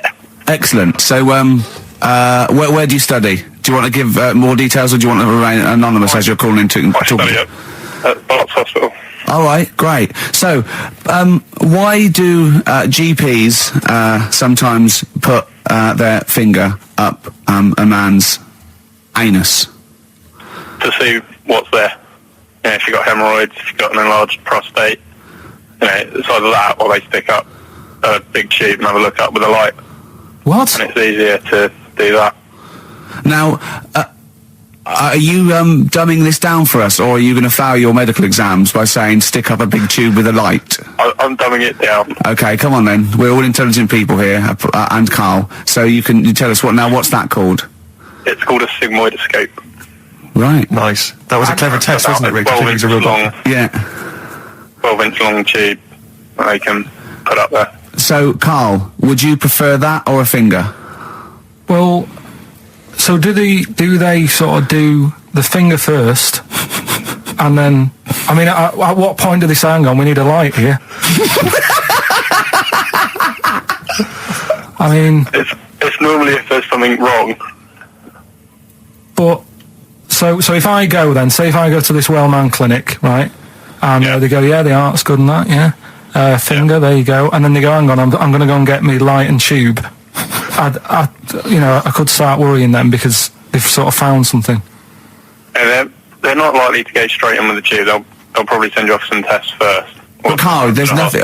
But you go to these places to put your mind at rest and to know where you are with your health. I mean, it's not that you go along. That's what most people worry about. They think that because I'll go along and they'll find something. Well, one, that's illogical. It doesn't heighten the fact they find something because you go along. And two, if they do find something, it's a good job you went along. I mean, I'm a hypocrite because I don't go to the doctor, but I've had that done. You should be concerned if when they shine the little light in your ear, it comes out the other side of your ear. No, the other ear comes right out the other side. That's when you should be worried. But Rob, right, you said then, if they find something, they send me off for some tests. Why can't I just have the test without that and cut out the middleman? Do you know what I mean? Because you're wasting lots of money. There's hundreds of tests they could do, and they could do every test, and they could all come back with nothing. Or they could do the finger up there and send you for the 3 tests you need to find out what's wrong with you. But in this day and age, with all the technology and that, and like brainy doctors and all that, the only way to find out is sticking a finger up there. What are you worried about, Carl? Is it fundamentally that this doctor who's has done 6 years medical training. Yeah, Is it embarrassing to have a man's finger up your ass? I just don't understand how you can get round to that without... But what don't you like? Is it fundamentally you don't like anything up your ass, or is it the fact that it's a man's finger up there? I don't like going to the doctors. It makes me nervous, because I think if anyone searches you long enough, they're going to find a fault with you, right? And especially if they're going that far into you. They're going to find something. And... Probably not. Well, you know, I just don't... I don't know how to get round to that sort of... that point where you get a... What do you talk to the doctor about? He's like, all right, nice day. Strap your trousers. He goes, he says, I'm gonna just, Most people just shut up and let you do it, and then breathe a sigh of relief when you say there's nothing there. Yeah. But is that at the end of the test, or is that the first thing he does? It's the last thing. So that trousers up out the door. Because he knows it ends conversation. He knows it's a bit of a faux pas. The doctor says, I better not kick off with the finger up the arse. What I do is I'll start on with the, the head, and then we're down and go, oh, one final thing, Mr. Pilkington. So Rob... He drops his keys and he goes, pick them up, and as you bend over... Will you be doing this, Rob? Is this what you're, like, open to do? You do all these... I'll have to do it at some point. All doctors do it at some point, no matter what they specialise in. So the first one, is another doctor there to sort of make sure you're doing it right? Not dentists. No, but do you know... Dentists aren't doctors anyway. No. But do you know what I mean? Like, normally it's like a co-pilot will have someone with them for the first one. So when you put your first finger in, Yeah. will someone be there going, right, you just want to move to the left of I've it? already done it. Have you? Yeah. So that's the thing with a student, you're learning. So you get people teaching And you how learn to on... do these things. Can I just point out, Rob, I think I'm right in assuming that you have a glove on, Yep. and there's lubrication, Yep. and it doesn't hurt. No. There you go. What are you worried about, Carl? Who's this person who everyone's testing on in your class? It's not one person. One person. There's like, when a patient comes in and they've got a problem, your boss, the consultant, he does his finger up, and if he finds something, he goes to the patient, is it alright if the student has a feel as well? Then the student puts on a glove, puts the sleeve on the glove, and sticks his finger up and sees what he comes out with. Rob, I wish you could see Carl's face. I mean, his face when you said, and he says, can this fella have a go as well? He looked horrified. He thought it was a free-for-all, like there's a queue of people trying on gloves and going, let's have a go. That looks good up there. What have you found? No, I mean, how come you had to sort of... Is it not something you could test on yourself rather than waiting for other people to come in? Because then, It's an awkward position to get to, really, isn't it? Well, but you can have a good rummage then without feeling too awkward, but to sort of have a go on your first patient when you don't really know what you're looking for anyway. Do you know what I mean? Never really thought about it. Because you don't... If you've never done it before... You pop your finger in there, and you've got to sort of look. You've got to have an expression on your face, like you know what you're finding. Well, they can't see what you look. They can't see your face. There. You got the big boss consultant man going, now move your finger there, and you'll probably feel this. But he's just done it. He knows what's there. Well, what? Oh, so he's already had a go. He's had a feel, and he's going right. If you feel to the right, that's the conglomeracy or whatever. The conglomeracy, yeah. Its conglomeracy is in perfect working order. I'm still. Thank you, Rob. I'm sorry you had to go through this. Carl is probably the worst patient you'll ever encounter in your medical career. Good luck with your finals, and thanks very much. And do you know any female doctors who do this? Or? Thank you. XFM 104.9. Thank you. All right, this is Carl, the producer of Ricky Gervais and Stephen Merchant on XFM 104.9. We're playing out some of the best bits. Hope you're enjoying it. Here's another one. Can't concentrate now. Oh, he's all stressed because the lady from MTV is here. She's going to film his little face. So the things he said in the week, he was so worried. He's got worried about the spot on his head. That won't come out. Just you got your best side. It's on that side. That's all right. All right. Yeah. The camera's out. Look, he's getting nervous now. Okay, Carl. Ignore the camera. Okay, just ignore the camera. Okay. Now, me and Steve have done our research for you, and we've got two amazing things to tell you. What should I tell him first, about the baby or the... Well, they're both equally fascinating, so you choose. I'll tell you the crab thing first, right? Steve actually saw this thing in The Guardian in the week about our research thing, and then we looked it up, we looked into it on Friday, and it is incredible. Right, listen to this. There's a thing in a bay in New England, right, where it's like the biggest, they make silicon chips and stuff for computers, right? And because of the data protection thing, after they've done them, because they have to destroy the plates, right, where the information's sort of put onto them, but there's still flakes of silicon. They sort of grind it down straight away, and some of the flakes got into the bay, okay, but some of the information's still on even the slight granules of silicon. Anyway, gets in the water, and silicon is rather like a carbon derivative. They reckon if there'd been life on another planet and it wasn't carbon-based, it'd be silicon-based, because like simple sugars and proteins, it's just COH and it can work with silicon, right? Anyway, the crabs have been taken up, it's still in the water, and they looked out on the beach, and over years the crabs have started sort of putting themselves in formations, like geometric format, and they couldn't work out why they were doing this. And when they put them in the experiment, they sort of like chopped them up, and they found they'd taken on silicon, and it had sort of got into their brain, and they were downloading information. They picked up little things, because it's just chemical, electrical impulses that got information off the silicon chip, and they were interfacing it. But this is the amazing thing. One bloke sort of thought of this, and he thought, well, if it's a simple computer, the brain, if it's just a simple sort of electrical thing, then maybe there's sort of, we could get it down. So what they did is they made a thing called a biointerface, and they put it into the crab's brain, just a really simple brain, so it's measured avant-garde, right? And it got impulses from it, and they were getting like computer, just flashes of like symbols and geometric things right on this screen to read the crab's brain, and it was stuff like fragments of a. What made them do this in the first place? Because they saw the crabs behaving differently. They were behaving differently to each other. They were just like they were, intelligent, and they were sort of solving problems and all this sort of stuff. Anyway, when they downloaded the thing, it was like they found one of the secretary's names where it had been on the silicon chip, where it was just like a flash of a computer screen. But the most amazing thing is, they downloaded a memory, right? It was like a snapshot where it had been burnt onto the retina of the crab, just a snapshot or something, and it was like a picture of the beach, like a couple of years ago, right? And they also did, incredible, it was like just a digital black and white sort of thing, so they could see what the crab had seen. Amazing. Jeez. Amazing. So intelligent crabs. What are they doing with them now? Super brain. Well, they think this is the upshot. They think they could use it as spy crabs, because they could get these crabs. Also, the other thing is, as generations went on, right? So they put a crab in the sea or something, right? Lots of crabs in, and then as generations went on, a newborn crab, they downloaded the memory, and it had the memories of its great all together. It had every memory that any crab had been related to it beforehand, because it passed it on. It just passed it on.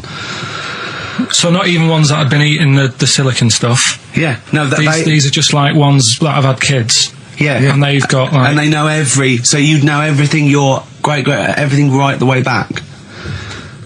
So would that work if we ate silicon? Well, I suppose so. So what are they going to? Well, they can use them for all sorts of things, though. I mean, that's what's incredible. I mean, I don't know how you train it particularly. I don't know, it'd be quite tricky to train, but I'm assuming if they can do it that way, then presumably they can give it like certain silicon information, which they can then plant in it, if you like, within its sort of food. Also, if you get them onto enemy beaches, you'd have like 1,000 digital cameras just sneaking around. You could get Osama bin Laden or someone. They don't understand the information they've got. No, they don't know they're doing it. They just download them. So it's not like you could torture them and they won't be able to sort of give you the information, because they wouldn't know what information they had, because they're just. But the first crab they downloaded, they just kept seeing the same picture of a big crab feeding it, which they. Really? Yeah. Wow. That's what, like its mother crab or something? Yeah. Just memories of it as a child. But they're not in colour, presumably. No, it's all in black and white. It's just a digital camera, because it's just they don't see in black and white, so it's just like a I don't know. I think it's burnt onto the retina or something. And the only one that they kept were the ones they saw a lot of the time. Wow. I mean, in a way, some of the educating Ricky I've got for you today is on the similar lines. Right. Oh, you've got to be impressed by that. You've got to be impressed by that. That's pretty good. I mean, I'm interested to see, what they do. What they do with what the crab developments are. But that's pretty good. Yeah. But I mean, amazing. Yeah. Amazing. Well, just digest that information, because that's not even the most impressive one we found. I think it is. I suppose it's pretty impressive, but the next one's maybe more shocking. Okay, right. But let's play a tune, and Ricky's got another extraordinary fact. Have you actually punched anyone yet? Have you actually? No, I've punched pads, and I've punched the bag, and I've sort of sparred and that. I know you're going to get a chance to punch Well, as I suspected, my punching power was alright, but my fitness is, it felt like I was smoking. Yeah. But there's, bits of lung that haven't had oxygen in them for 20 years. Yeah. And it's ridiculous. And also because it's not only it's being filmed, but there's other fighters there that are ridiculous. They're like machines, right?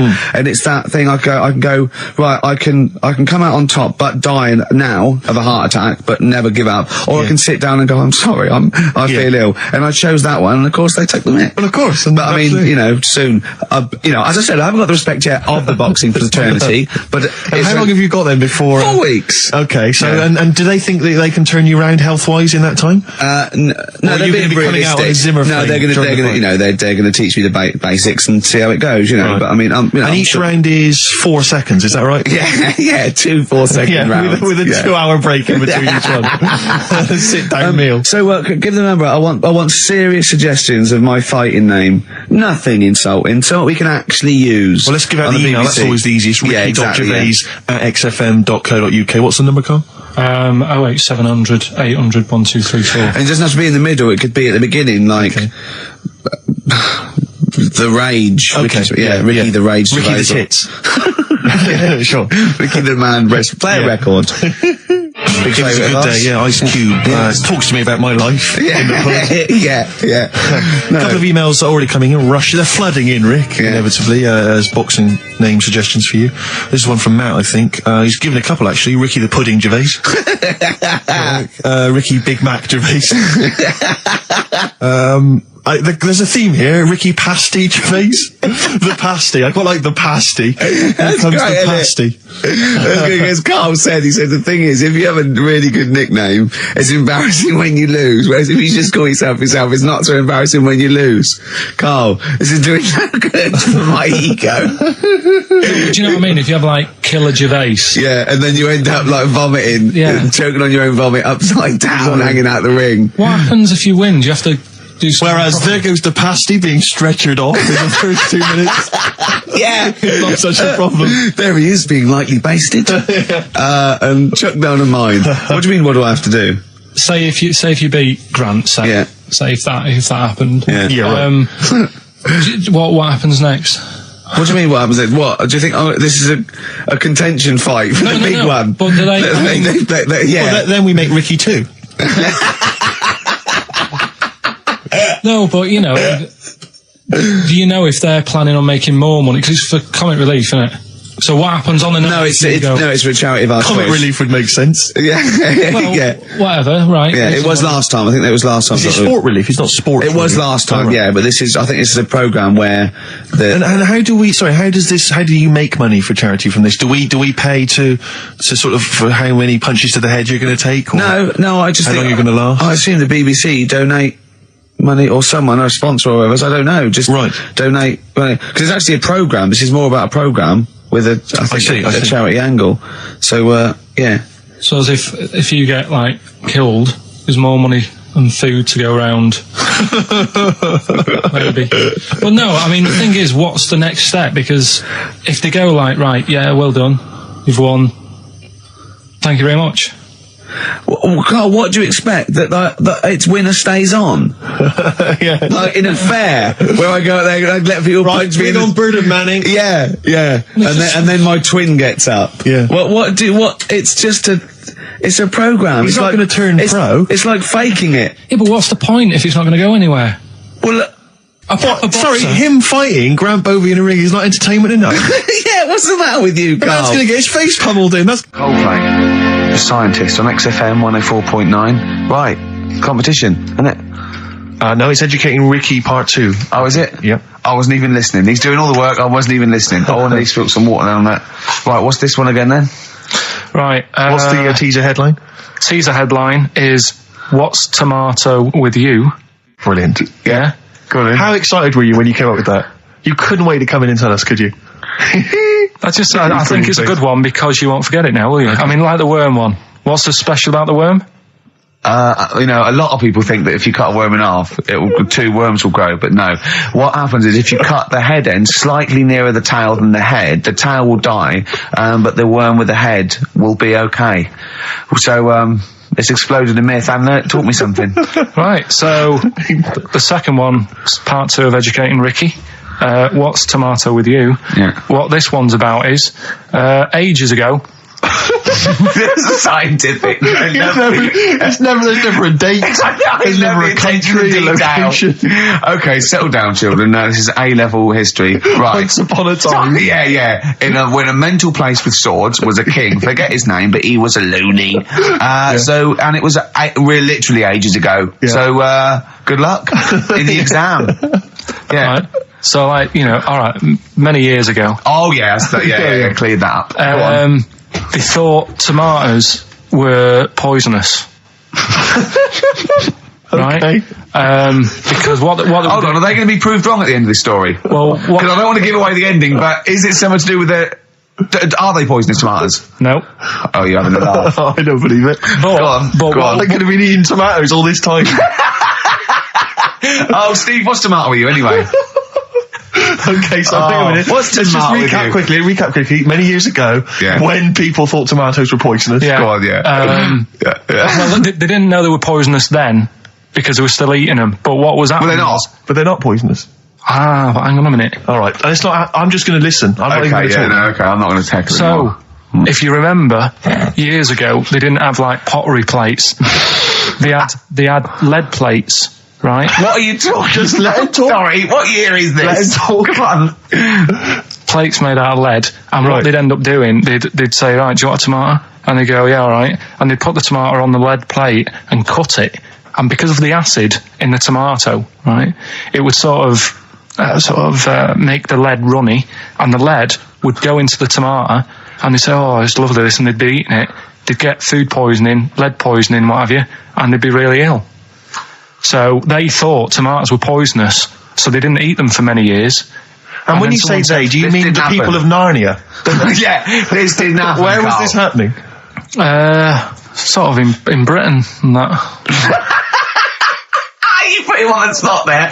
Oh, I hope there's no uppity pupils at this school when they go, what do you mean, sir? Oh, if you're going to... Oh, I'm fed up with you. Do you understand? No. So the No, you've got... No, right, okay, first of all, Carl, where'd you get this information from? Where 14 did I get times that? as well? Do you know... You can't remember? I don't know where I got that from. I don't know where I got it from. But why don't you think that makes sense? But what? Someone once got lead poisoning from a tomato? Not just one, loads, and then all of a sudden... No. Why is this educating me? Because I'm telling you that tomatoes... I can't take anything away from this. Yeah, I don't know what to take away from this. What have I learned? Don't mix lead with tomatoes. Why is this educational in any shape or form? What are you telling me? A long time ago in the land of Glunk, right, where the ninnies did slib, right, they thought tomatoes were poisonous because they ate plates of lead. What are you talking about? Yeah, but we all know tomatoes aren't poisonous. Is that what we're taking from the story? Is that the moral of the story? Don't believe these people that I'd never heard of before. What are you talking about, Carl? I think it's a bit weird. It's a bit weird, yeah. It's the same people that were spreading those malicious worm rumours. My hangover's coming back. I've got to get some water. Play a record that was rubbish. Placebo, Bitter End on XFM 104.9. This is pre-recorded. We recorded this a couple of weeks ago, before Christmas. Hope you had a great Christmas. If you didn't, not our fault, really, is it? Nothing to do with us. Wouldn't have thought we'd have. We're well over time because we've got plenty of cash now, thanks to a lot of you who probably bought the Office DVD. Yeah. Probably got and that if you in haven't stock yet, and you've maybe got vouchers or money, still available. Still there in the shops. Still available. You can still make it the best-selling DVD of all time. Please do. Yeah. Please do. I'll tell you what you want to hear there before you make your mind up. I'll tell you what, if you like this next clip, go and buy the Office DVD. I think you will. It's a brilliant clip. It's the one where we talk about, well, it is self-explanatory. Yeah. We talked about it before. Do you know the little mouse that had an ear on its back? Yeah, sure. Right. Well, you thought he had a bad time, right? Listen to this one. Mouse walking about with sort of wearing a monkey's testicle. They're just having a laugh. This is what I mean about a lot of scientists. What are they doing? When's that going to come in handy? I don't know what you mean.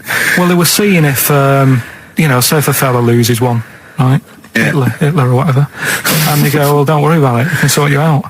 I don't know what the monkey's going to do. I don't know if they keep passing them on or whatever. But the actual monkey testicle was put on the mouse, and it worked. It worked for the mouse.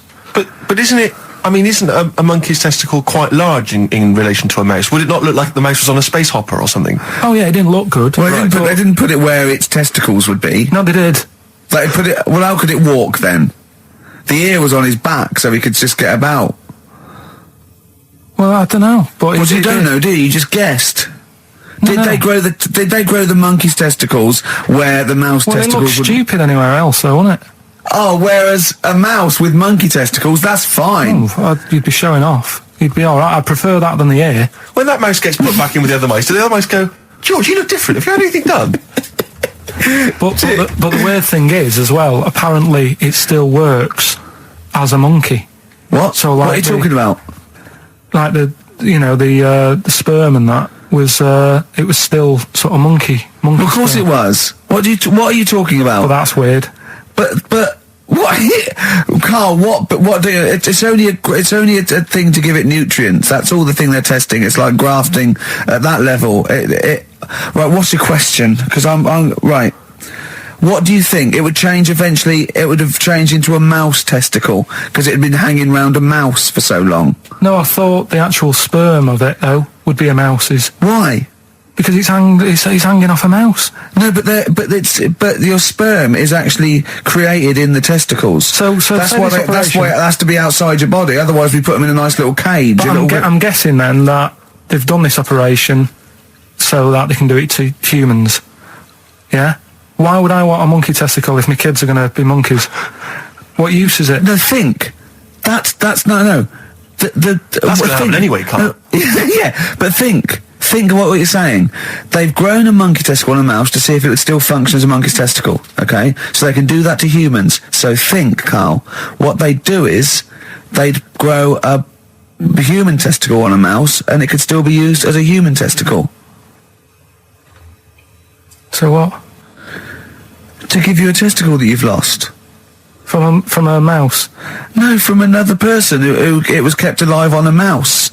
Because it's kept the nutrients alive, as opposed to keeping it in a deep freeze. Maybe bollocks go off after a week. I don't know. Maybe they get accidents. He had a little a card. Do you donate your testicles? Yeah, I'll tell you what. No one needs testicles yet. Let's keep them on a mouse. You have yours ripped off in some sort of bizarre skiing accident. You go, well, you're in a Battersea dog town. You pick the ones you want. They can grow them on anything. They can grow them on a Dachshund. Bulldogs are growing them usually, that's where you see a bulldog. Usually that's waiting for an operate. What don't you understand, Carl? Hang on a minute. I thought this was knob news, not testicle time. I don't understand what... Yeah, testicle time's not for another 10 minutes. Yeah. No, it's all sort of linked and that though, isn't it? Well, sometimes it's linked to a mouse. But what do you think about, like, I don't know, testing stuff out like that? Is it worth it? Could you not just go straight from... But listen, Carl, I'm getting this information from you. No, if this was on Question Time and someone said there were, Dimbleby and Paxman or whoever said it, I'd think about it as a moral dilemma. You've just said you saw a mouse with a monkey testicle. What do you think of that? I don't think anything of it. I don't think anything of it is the answer, Carl, because I can't trust the info. I cannot trust anything that comes out of your mouth. Well, it's true, but it's just all this. It's the same thing, innit? It's the leeches in a blender. It's the fella looking at an electron. Yeah. It's the mouse with an ear on its back. Yeah. I don't know what the point is. But you don't read on. Because I've seen you read somewhere and you're going, look at that. Man survives on eating knee. And I go, what else? You go, I didn't read on. I didn't read on. You look at the mouse with the ear on the back and you just think, that must be murder at a concert. You don't think. You don't think. No, I just think, is it worth sort of wasting You think he swallowed someone's ear? He gnawed it away and swallowed it and it's just in his system? Yeah. No, I just get a bit sad about the mice and that. I agree. I mean, that is sad, yeah. Of course, anything like that. Chris Campling did a review of the show. Right. And basically said that Karl Pilkington is a creation of Gervais and Merchant. Well, if only that were the case. He said he started off saying he liked the show. Yeah. He was excited. Said it was a good show. A lot of the jokes. I'm already questioning his critical faculties. Yeah, exactly.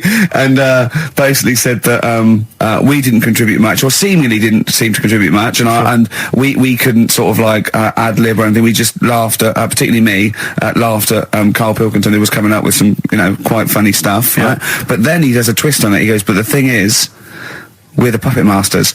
He's a created person. We've created the persona Karl Pilkington for our own amusement. Right. He bases this on simply that we talked about, what was it we talked about?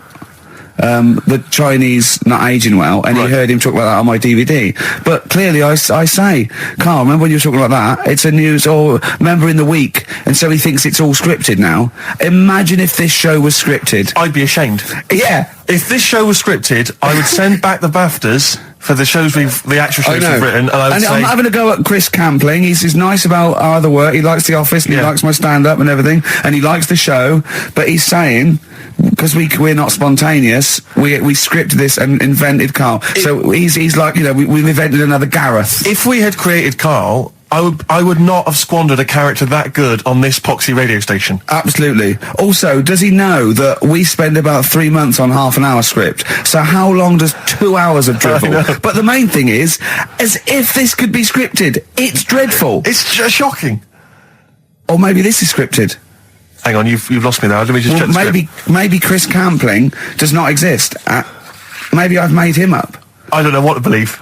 See, the name doesn't wash with me.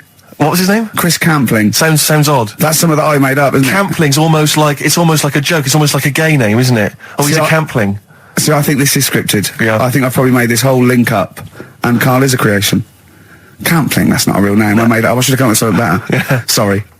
Down to the River by Bruce Springsteen on XFM 104.9. So, that little fella in the Times thought Karl was just a puppet. We created him. He's an actor. What's his actor's name? Brent Hogwell. we got him from Spotlight. Yeah. Brent Hogwell. This stupid, dopey Mancunian accent, he just puts that on every week. Yeah, exactly. Yeah, he speaks rather like Hugh Grant. Yeah. And we just got this whole world around him. We set a whole. What do you think about that? He had his head shaved, especially. Exactly. Yeah. So yeah, would he think that, maybe if he's looked online, see me head, and he's noticed how round it is and that, does he think it's sort of been morphed into that shape just for the show, just for 2 hours on a Saturday? Yeah. You spend 5 hours in prosthetic makeup like John Hurt in The Elephant Man.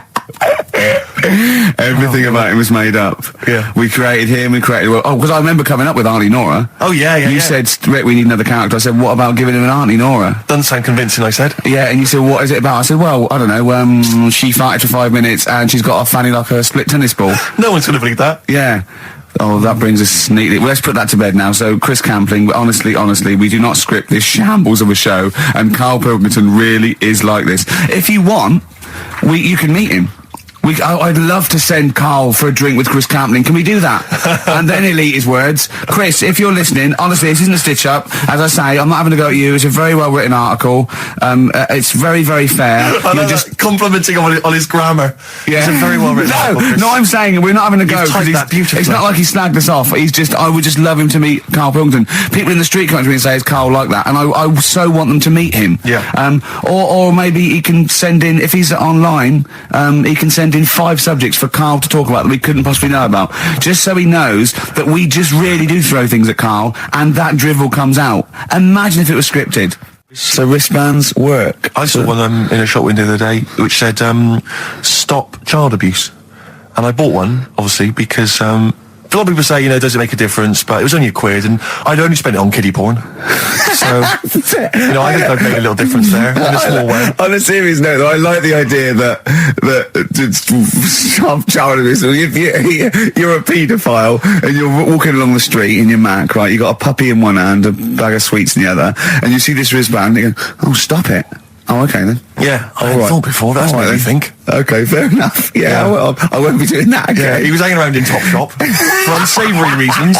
You saw them in there for only £1. Hickory dickory dock, some lads there just wrote a song called Clocks. The lads are Coldplay. And the song is? Clocks. I'm Ricky Gervais, with me Steve Merchant, Karl Pilkington, pressing the little buttons there. XFM 104.9. What's that little Well, I think I do more than press the buttons. right, see, this is it, right? Karl has had a little strop on since last night, okay? And it's Is that a little strop on? yeah. You said strop on. I just wanted to clarify. And I don't know why. He says that I'm an annoying person. He says that I wound him up, right? Which I don't know. He says that you're winding up because you're sort of like negative about everything. Negative? Yeah. And but what I think it is because we pointed out that his lateness is unacceptable. Yeah. He said meet you at 6. He turned up at 20 past. He said, well, someone stopped me in the corridor. I don't care. I've got stuff to do. We had stuff to do. I think we're a bit busier than you, Karl. You've got one job. We've got loads of jobs. I keep telling you that. You've got one job in a little room, a 9 to 5 there, that you don't even get done in 9 to 5. That's why you're late and mucking around all the time. There's loads of work to do. Yeah, one Right. job. No, it's Cool. not. It's one job with a lot of other jobs in it. It's like those little Russian dolls you get. Right? Well, it's not, Don't is have a it? go. Yeah, it is. Yeah. Everyone thinks, oh, he only sits in his studio messing about, making songs a phrase. That's what I do in my free time. Which we've got coming up later.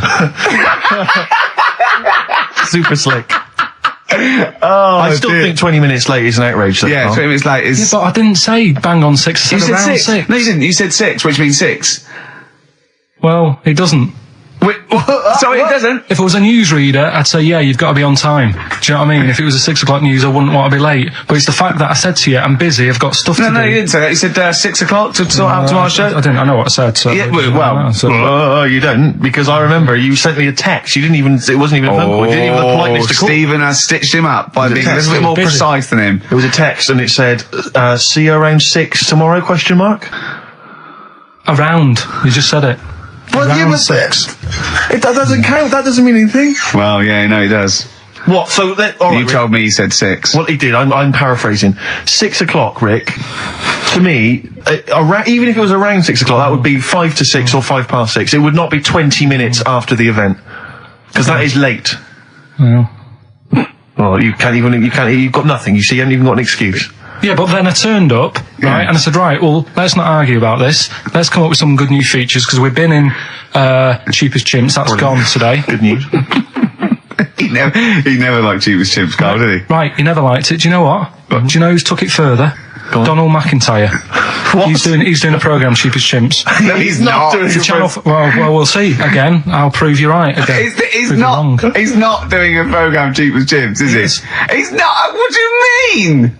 He's doing. I saw a trail on Channel 5, and it was saying, you know, Is he's it done 5 this. or is it about 20 past 5? He's doing this, he's done that, you know, now see him on Channel 5 because he's moved to Channel 5. Right. He's saying first big problem, chimps, you know, they deer and that. And, No, they're not dear. He's getting confused. no, 50 odd grand for a chimp, and it's saying, you know, he'll look into how much you can get gorilla for. What are in the name of God are you talking We'll about? talk about that later. But I don't know what. I'm just saying that that's another idea. And then, that yeah. Steve So do. go on, you got off. This is why you never get stuff done and you're Yeah. late. You got off the point. You were talking about arriving late. Yeah, I know, but I'm just saying to you now, I turned up late, so I said, right, well, let's not argue. Yeah. I said, let's do some stuff. Yeah. You weren't having any of it. I think at one point you were trying to be sick on my leg. I do remember that. Yeah? Why? Just for fun? Yeah. All right. So that's when I started getting annoyed. He was very annoyed last night. No, yeah, okay. Yeah, I can see where that could be annoying, but you just got to think, hey, look, so what? It's, you know. Well, I think you rub each other up the wrong way. Yeah. That's the problem. no more Cheapest Chimps today. Right. And nothing to replace it because we didn't have a chat. Songs of phrase, we're doing that. You can win some stuff. Yeah, we've got the film that we haven't done for the last 2 weeks. The final film, we won't be doing Let that. him down. There's 2 weeks. So you're 2 weeks late on that. Can I just ask, guys, is there going to be some great music? Yeah, well, What I've got about something from the Only Ones? Yeah. The classic Another planet. Brilliant. Another girl, another planet by the Only Ones on XFM 104.9. I'm Ricky Gervais with me, Stephen Merchant and Karl Pilkington. Karl, cheer up. Come on. There's a war on. Chill out. Yeah. I have to say, you have become increasingly annoying recently, Rick. Chiefly, I tell you what it is. I think it's the hot weather. Can I just remind you when we were in the office recently? We've got a little office that we write in, we work in, and many moons ago, we were doing some work. This was when we were writing the first series of the office, and I was just typing something up we'd written, and I read it back to Ricky, just check he was happy with everything. I was reading it back, and as part of the thing, there was a knock in the script. It said, a knock, and so I was acting out for him, and I knocked like this, and I realised he wasn't listening. He was in fact asleep underneath his desk, and I knocked like that as part of reading the stage directions. I knocked. He thought someone was coming in. He leapt up, plunked his head, zipped up, thought someone. I said, Rick, it's not. I'm just acting it out for you. He just wasn't paying attention. He wasn't listening. And can I just throw in? So recently we're in another office. We're typing away. I look round. He's got his shirt off. It was hot. He's taking his shirt off, right? So he sat there, 41-year-old man, or whatever you are, 40-year-old man, there with his shirt out. Beautiful. I mean, I've seen most parts of your body now at one point or another. I think from the early days when we used to work at XFM, you started showing me bits of your anatomy, which is something he does to people he likes, friends of his. I'm sure you've seen most of it, Carl. No. And so, it's not a relationship. He was sat there, and there was a knock at the door because we'd asked someone who worked in the building to bring us something. And so I had to delay it by sort of not opening the door so he could get his shirt back on. Yeah. So he was running around trying to get his shirt back on. So what would they have thought? What would they have thought? They'd have walked in, he'd have just been sat there, stripped to the waist. Didn't they sort of think, hang on, what's going on? Look through the keyhole. No. It was ludicrous, because as they came in, he was flustered and he kind of was just leaning against the window, just looking like, I often stand here with my shirt back to front. I was getting like Bernard Manning. You see Bernard Manning, whenever he goes into the house, he has to go upstairs to take his trousers off. I love that. The fact that in your house, you've just got your pants and your vest on. That's what you want to do. Yeah, but it's all the time. It's not just, I mean, you haven't done that with me, taking your clothes off and that yet. But, like, last night we were sat in the pub and I was saying, right, let's not even worry about new features then. Let's get the current ones, going. Like what? Good. Like, the one I was trying to work out, the cheeky freak of the week. Think of that! Yeah, but I was saying, that though, as a normal conversation. Yeah, I'd looked online, right? I didn't find that much. I found, actually I'll tell you what I found later. Brilliant. We're looking for them, right? And then at one point I think you said to me, go and, what about the Guinness Book of Records? Yeah, they'll have like the best freak in the world or whatever. Yeah, ever. So I said, yeah, bring one in. Now, you've got one at home. Yeah, I've got a couple. But you couldn't be bothered carrying that in today, so I had to go out of the pub that I was at. Yeah. Nip into Borders. Yeah. Buy a Guinness Book of Records. Yeah. Out of my own money, $18.99. Yeah. Bring it back, and then you said, I don't know if I want to do this feature. So it cost me 20 quid for that. I had to buy a video for Silence of the Lambs film clip. I'm actually out of pocket at the end of this. But do you want to work with me is the thing. If you want to work with people would pay that sort of money to work with me, Carl. You're a lucky bloke. Think how many people think, Carl, he gets to drink and sit. Yeah. You making a cup of tea and I surprised, didn't I? Little surprises. Steve, last night, when I left the pub in a bit of a mood because I was just fed up with not getting anything done. Yeah. Walking down the road, I was thinking, how can I get out of this? How can I stop having to work with them? I'm thinking, I wonder if I leave, I wonder if they'll be funny and they'll go, and then my boss will be giving me stick. And I'm thinking, how much notice have I got to give out? And all this is going through my mind. I'm walking home and I got in, said to Suzanne, I'm sick of it. She's going, you need to do it when I get a new kitchen. And I was like, yeah, but how big does the kitchen need to be? I was saying, do we need a big kitchen? Can we get a small one? Have we got enough for a small kitchen? Do we need so many cupboards? Can we just have wood instead of steel? All this, trying to get out of doing this. Yeah. I always feel like, because I like to think that I'm not perhaps as bad as him. Yeah, no. You annoy me in different ways. Like what? How does he annoy you? Well, stuff that, I come up with ideas, say Cheap as Chimps. Yeah. Rockbusters springs to mind. Yeah. 15 Taiwan. 15 Taiwan. Let's just remind people what 15 Taiwan was. It was a little feature that I wanted to give a run, give it a little run, see if people like it. The premise being? No, there's no premise, it's just a title. No, we were going to get 15 sort of ornaments, you'd explain them, and then people would call up and say, that one's from Taiwan. See, Carl, you just explained why I didn't think that was a good idea. By explaining the good... The funny thing is, Steve, right, I was walking down Regent Street on Monday, walked past one of these big stores, right, and they've got all famous quotes on the windows, right, and one of them was something like, an absurd idea is often a great idea. Yeah. Do you know who said that? Go on. Einstein. Yes. Which made me wonder, if you were his mate, would he ever have done E equals MC squared? Or would you have said, don't bother with that, it's not going to work? Because that's all you seem to do. Everything I come up with, you put down. Yeah. Well, that's one thing. He's negative, right? I don't know why. I don't know why he is. What else? He messes me about. I get him concert tickets for stuff, and you say, I didn't bother going. Yeah. That is annoying. You come in, 5 minutes to go with tracks that need editing. Yeah. The little bag, that bag that was free. Yeah, you got a free bag today, an XFM little rucksack thing. Yeah. You were like, oh, what's this? What's this rubbish? Yeah. Ricky said, I'll have it. They're great. He said, no, I want it. Yeah. Well, it was free. I needed. I give that as a gift or something. So, I mean, I think on reflection, Steve is probably a little bit more annoying than me. I won't go that far. You are annoying. If I had to go away for a week somewhere, if it was a quiet place... Well, you are again, aren't you? That's 2 holidays you had this year, I mean. If it was a busy place, I'd probably go with you, because people, do you know what I mean, staring at me all the time, and that if I'm walking around with Steve. No, I'm just... Can I draw up a list of reasons I don't like you, Carl? Just being honest. What? I'll tell you, because the list of reasons I don't like you is incredibly long and getting longer. Just saying. Do you want another slap? There's a star. Ash, XFM 104.9, Ricky Gervais, Steve Merchant, Karl Pilkington. Carl. Alright, let's start again. Yeah? I'm going to be the same, but let's start again. So what I mean is stop being grumpy and let me carry on being annoying. Because Steve's not going to change. He's not going to suddenly start going, you know what, Carl? I think your ideas are really good. Do you know what I mean? Remember when he came up with that idea, that game show idea?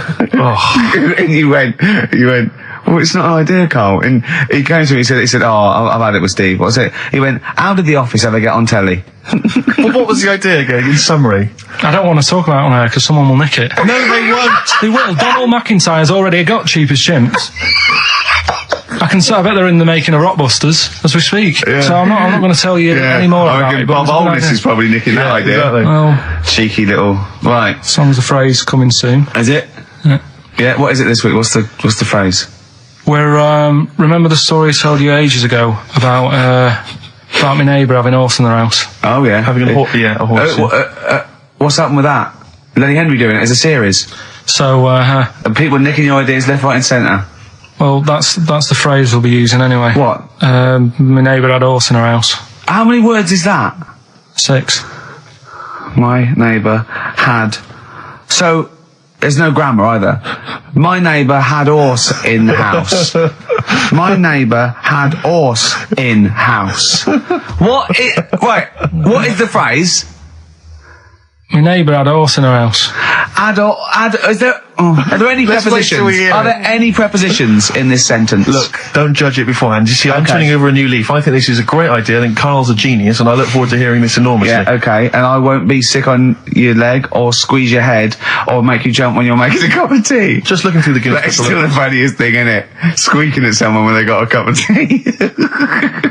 Right. There are a lot of what strike me as seemingly pointless feats. The Guinness Book Records is right. The Guinness Book Records is great. I used to love it as a kid. I've had about 10 copies in my life. The last one I bought a couple of years ago, present. It was really good. I love it. I love the real records: tallest, fattest, thinnest, best, fastest, most expensive, biggest, and all that. But the ones that really annoy me are the ones that.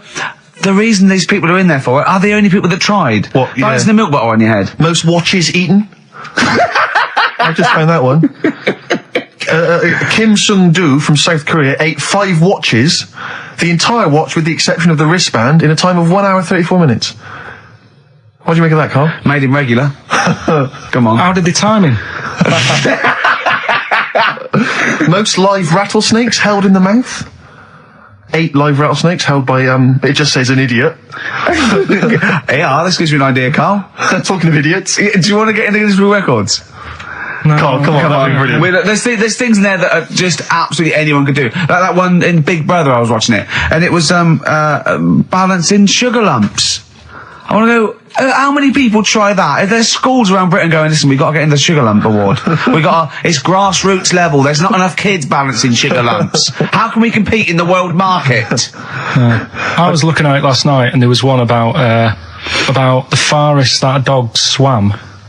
I think it was something like 9 miles, but it had no choice, did it?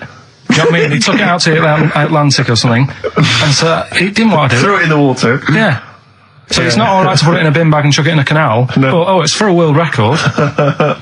Yeah. 9 miles it did. Oh, God. Possible ones that you could do, Carl. What's the most Forrest Gumps fitted in one wheelie bin? What about this one for you, Carl? The record stands at the moment for most arrows caught by hand, but that's quite tricky. So what about most arrows caught by head?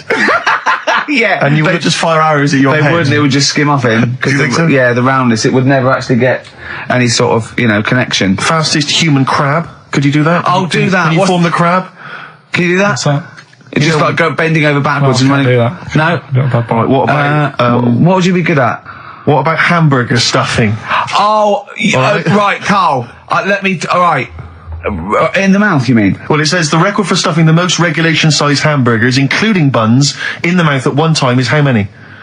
How many hamburgers with buns in the mouth? This is just... You're not swallowing anything, you've just got stuffing in your Carl, mouth. you'd be so good at this because your shape of your head. You've got a shape... His head's just like Hamburglar. You'd be good at this, man. Yeah. Honestly, you'd be perfect. You look like Zippy. And the great thing is your head's empty, so you could get more in there. Do you know what I mean? This guy had a brain to contend with. Do that. What is it? Is it possible? Is it Well, mental? how many do you think it was? There were I don't 3 know. burgers in buns. What do you reckon, Carl? What, how quick he ate them? He didn't eat them, it's just how many he can stuff in his face. So literally hold them within his cheeks and his mouth, but don't swallow anything.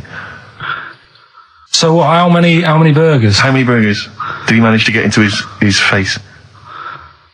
So it's a fella. He's not Yes? about 5. No, 3. Is the 3? world record. 3 is How the world big are record. they, though? It just says regulation size. So we could go to McDonald's or Burger King and get just hamburgers, and that would count. just the regular burgers, and we'll just stuff It them won't in count. there. We got to get Norris Well, McWhirter. we could practice it now, and then if you're triumphant, if Come you on, get 4 Carl, in there. I don't. You know, I've got a small throat and that. But you don't I have used to swallow choke them, that's a the lot. great thing. Yeah, but I don't like it. As a kid, I'd choking on stuff, and I get funny about it. Just keep your tongue at the back of your mouth, and we'll stuff the hamburgers in. No, I don't. Oh, come on, do something. Carl, that is Dynamite Radio. Right, here, Steve will go and get the hamburgers. Have I got to pay for them? No, Carl, give us I'm the not money. paying for them. Oh, I've come just on! spent 25 quid in total on a video on a Guinness Book of Records. That's costing me another 4 quid. I'm not doing it. come on, give us the money. Play it back. Andrew, come on! I'm not doing it. Come on, do it. It's an interesting thing. Come on.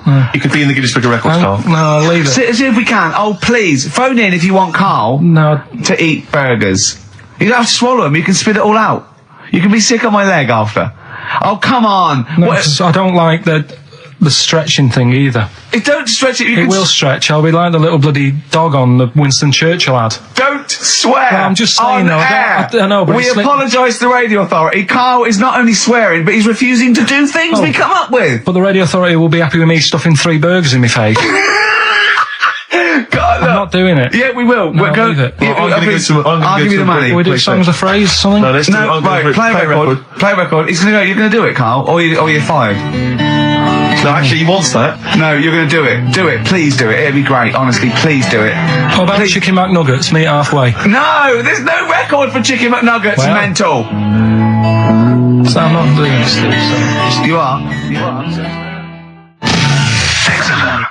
Steve, Hello. can you hear me? Yes, can you hear me? Yeah. Where are you? I'm in one of the capital's many burger joints. I'm just about to go up now and order some burgers. Where are you? What are you? Where are you in? I'm in McDonald's in Leicester Square. Oh, right, okay. Yeah. What are you getting? Just get. Yep. Get Hello too there. I many. need to order 5 regular hamburgers, please. If that's all right. Sorry. 5 hamburgers. Yes. You're probably wondering why I'm ordering only 5 hamburgers, aren't you? And let me tell you why. My friend is going to try and break the world record for putting burgers into his fat, stupid face. What do you make of that? Exciting? Yeah. Do you wish him good luck? Yeah. What's your name? Tyre. Tyre? Yeah. Oh, thank you very much, Tyre. I'll try and get Tyre to wish you good luck in a minute, Carl. The coming shortly. 5 should be enough. The world record is what? 3? 3, yeah. Okay, good. I don't know what. Oh, here we go. How much is that? $3.45. $3.45 for 5 hamburgers. It's good, isn't it? It's good value. It is really, isn't it? Really, yeah. I mean, if there's anyone from hamburgers, from McDonald's listening, they probably want to give us some free stuff, I would have thought. I would have thought, right? You just wish my friend good luck before you're just on the end of the line there. Just say good luck, Carl. Good luck. All right then. There you are. That's the people from McDonald's wishing you good luck. Carl, I'll be back shortly with the burgers. Brilliant. Okay. Do you want the pickles left in? Eminem, Sing for the Moment, on XFM 104.9. I'm Ricky Gervais. With me, Steve Merchant, with 5 little hamburgers. Got 5 burgers here, yep. And so I don't know, how should we begin, Carl? Do you want to just look at the size of these burgers? Look, they can see it on webcam, can't they? They can see us stuffing these burgers into your mouth. And by the way, I'm filming this, Steve. Look, Brilliant. Look, I've got a little camcorder. We'll put this on unseen footage on a DVD or something. Or maybe on the website. On the Oh, Carl, what if you break the record? Okay, Carl, I'm coming round now to just monitor this and adjudicate. What's the web? If you want to see this on the webcam, what is it? xfm.co.uk. Right, okay. Hold on. Can I, Steve, I'm not can I do being that? funny. I'm not being funny, right? But I think I have got like a bit of a wheat thing. You've got a bit of a what? A wheat allergy Oh, thing. don't give me that. No, seriously, my head's... I've been eating a lot of shredded wheat recently. And my head's got a bit bigger. Carl, I don't think you can let us down now, mate. So you just got to put that... No, I can't put that like that in my mouth on its... I've got to break it up. I've got to break it up. You can't break it up. Can't break it up. It doesn't say you can on the rule thing. It does. It doesn't. I can't look. I physically can't. Try it. I can't look. I'd have to be Jay Goody to be able to do that. Seriously, look. Try it. Yeah, I know, but you're not approaching it right. That's it. Come on, go on. That's all I'm doing. Oh, God, he's not going to do one. Keep going. That's good work. Keep going. How do I get three in? Keep pushing. Ease it Keep in. pushing. Ease it Keep in. pushing. Get one in at least. Ease it Get in. one in at least. Get one in. Ease it in. Get one in. Push it. That's one. Let's go with another one. Let's go one more. R.E.M. Night Swimming. It's a lovely song, isn't it, Carl? Huh? XFM 104.9. I'm Ricky Gervais with me, Steve Merchant. Carl, disappointing.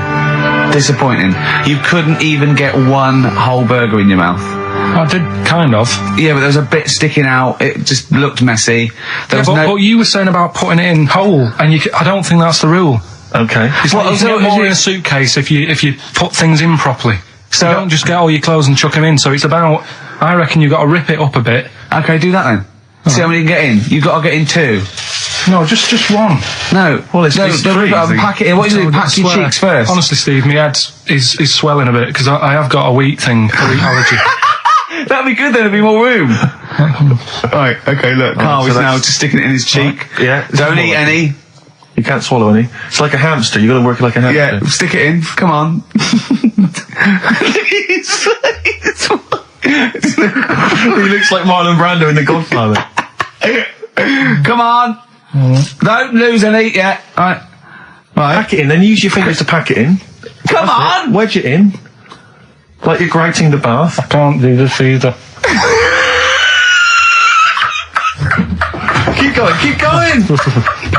Keep going, don't give up so early. This is part of the problem. You just give up, Carl, too quickly. You failed again. It's like a history O level. Come on, Carl. Come on. Do something well. Succeed at something. Push it in. You've got nearly half a burger there. Oh, I'll come round there. You're chewing. Don't chew. I've got a bit of food. I don't know what he said, but... Is that a whole one? No, it's not. I can see bits left. Come on, Carl. Come on, keep working at it. Keep working at it. But there's so much space in your mouth, I can see it. He's going red. Okay, we'll do another one. We'll do another one. That one then. We're doing it. Oh, are you alright?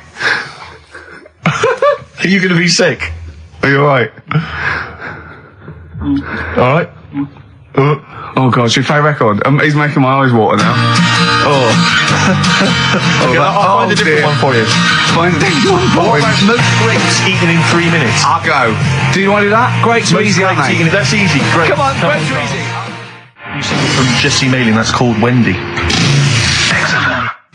White Stripe, Seven Nation Army that jumped twice. I apologise for that. You're the producer, Carl. Yeah. It jumped twice. Well, it's not my fault if people are slipping around because the burger's on the floor. You're trying to squeeze my head when the song's playing. What difference does that make? Anyway. Right. Don't take any. Right. I've just got some grapes there. We've counted them out. What's the record then? Okay, well, the most grapes eaten in 3 minutes. You've got 3 minutes, Carl, and you've got to beat Matt Hand from the UK, who consumed a total of 133 grapes in 3 minutes on the 8th of November 2001. Right, there's 150. So 150 in there. Right. Okay. So you've got 3 minutes. What are the rules? The rules You just are... gotta eat them and swallow them. And it's like Cool Hand Luke, right? You gotta just stuff them in and don't choke, because I got worried with the burger. That's a good advert for McDonald's, isn't it? Not only was I impressed by the cheapness of them, but he couldn't even get one in his mouth. Yeah. So, value for money there. Maybe they'd like to send us some free stuff. Yeah, free stuff, or just money. Any some money would be good. Next week, Carl, you're eating Sony Walkmans. That's right. Yeah. Available for... Right. Right, Carl. Right, I think this is going to be good, right? What we're going to do, right? We've got Song 2 by Blur set up. We know that's 2 minutes, so you can play that, because that'd be boring radio hearing Carl choke, wouldn't it, for 3 minutes? Exactly. So, when I say go, Carl, right, I'm going to go right on the minute, right? You've got to have a handful of grapes, and you've got to press Song 2 by Blur. When we come back, you'll be stuffing your face. Hold on. You ever do that? How can you work the buttons? I can do that. No, I don't think you can. You cannot touch the grapes until the opening note Yeah, of but Song hold 2 on. begins. When the Blur 2's, when Song 2 stops, can we just push up the fader? So because you'll be stuffing Don't worry, your face. we're almost. Let's go. If we go. Okay. Any second now. Okay, right. You're Okay, ready, 3, 2, 1, go! And he's off. That's good work from Carl there. He's approaching it cautiously to begin with. Cautiously. And he's keeping well, let's just, he's keeping people up. Come on, don't make him laugh. He's choking. He's choking. Oh, Carl, quick! Keep going, Carl. Come on! What happened? Did he just throw up? No! Don't make him laugh! Oh, Come on! we can make wine. Come on, Carl, you're doing so well, mate. I want to go. Come on, only... Why are you making him laugh? That was a world record attempt. Come on, he's over. Keep going! Come on! You got 25 seconds. Come on. Oh, I think that was a shame, actually, because you were doing well, but something went wrong. I know, and I think those are bigger grapes than the ones I've seen before. They're quite big grapes. Look at his face, he looks so despondent. Come on, Carl, 8 seconds. Just a few more. 5. Come on, what's the matter? 2, 1. It's all over, Carl. It's all over. Better count how many you did. You can get good at this. We can get good at this over the weeks. I think that was a fairly pitiful attempt, actually. I really thought he had a... It's interesting, actually. These are harder records than you might think. Yeah, I know. 6, 8, 10. How do you feel after that record-breaking attempt? Not happy with that. What are you not happy about? The fella who did it, was he in hospital and just had loads of grapes and was bored? I'm sure he wasn't producing a radio programme, that's for sure. Well, to be fair, neither are you. What was tricky about it? What did you find hard? I think having Ricky standing over me, sort of shouting, "Go on!" isn't normal. No. But that wasn't... He hasn't eaten any! Hold on, that's 50, you have to. That's quite a poor attempt then, by the seam of it. Would you think about trying to maybe do that again in a couple of weeks? Would you do some practice and try that again? Leave it for the experts. And I noticed a tricky point, maybe sort of when you had about 50 seconds to go, you seemed to be spewing things into the bin. What was that? Again, mainly Ricky standing over me. So 88. He's got 88 left. Okay, so what's the mental arithmetic there? Because we put how many in? It was 150 in the thing, wasn't it? What did I say? What did I say I had left? Well, I'm not doing it again. 88. So he had 88 left. So 62. God, you're only at 62. What's the matter with you, Carl? There's people start you at 62. That is rubbish. That's disappointment. Let's leave that. So you failed on 2 world record attempts then. 62, and the record's that is rubbish. What were you doing? Oh yeah, but like I said, I've got a small throat. I can't drink a drink quick. Ever since the Mr. Freeze Pops when I was 6, that I nearly choked on, I nearly died on. I can't go back. It'd be like asking I don't know, someone who got run over to play Frogger or something. What's Frogger? What, you mean real life computer Frogger? game. Well, just a computer game brings back memories, doesn't it? And I can't do that. What's Frogger? Does Frogger get run over? Yeah. It's a little frog. It has to run across a busy road. Do you know who he reminded me of? Apart from Hamburglar and Zippy and all that. When he was mentioning those graves, because the shape of his head, it looked like a game of Pac-Man. Yeah. It did, as he was getting to him, it looked like... We should have had that music. It looked just like it. Oh, Do you remember God. there was a board game version of Pac-Man? Was there? I mean, the only thing that Pac-Man had was the fact that it was on a computer and it was a little face eating things. But imagine that as a board game. But there's board games of, like, things that you don't need board games for. Yeah. It's like there's board games of charades. Do you know what? You don't need that. It's like parlour games. Board games of let's watch the telly. Yeah. Let's play sit around. And it's all like 1999. You don't need it. New from Mattel, a stick. Simply run along, clanking it against a fence or a metal grate. It's fence stick. And a picture of it. Oh, Nan, that's my stick. I'll tell you That's what. my fence stick. Do you know I saw in a shop recently the board game of Cold Feet, the TV show. That is the winner. You are John Thompson. Yeah. Go back. Yeah. It's a good game. Drink 8 pints. Go on. Songs of phrase. Songs of phrase, nicely done. Right, we'll get this going. How do you feel, Carl? Yeah, all Again, right, all right. disappointment. Disappointment probably to your family and friends. Well, I don't think they'll be that gutted, to be honest. Right, songs of phrase. Well, Carl, why don't we play We'll come up with songs of phrase, because it's a big tease. People love that. Yeah. It's one of the hot new We've got radio quizzes. one more thing for you to eat. No, I'm not doing any more of that. Seriously. Play a song? Right, songs of phrase next. Right. That was rubbish, that half hour. Rubbish. That's great. Roots. The Seed, XFM 104.9. I bet that is a record. I've eaten grapes whilst DJing. Possibly. I'm assuming if there's any listeners out there that have a record-breaking attempt they'd like to see Carl undertake in future weeks, they should email in. I think Jono's got that one. Right, what have we got then? That's that. Right. That's the silliness side now. Let's get on with the proper show. Right, songs of phrase. Yeah, let's do that. On to the classy stuff. Yeah. Do you want to do the prizes first? Right, now then, where are they? Here they are. I haven't seen these, but I'm excited as ever. Alright, we have a t-shirt there, arbitrary t-shirt that you have probably stolen off of someone. What does it say? Is it the Red Hot Chili Peppers? So if you found that, that's not too bad. It's a big t-shirt there.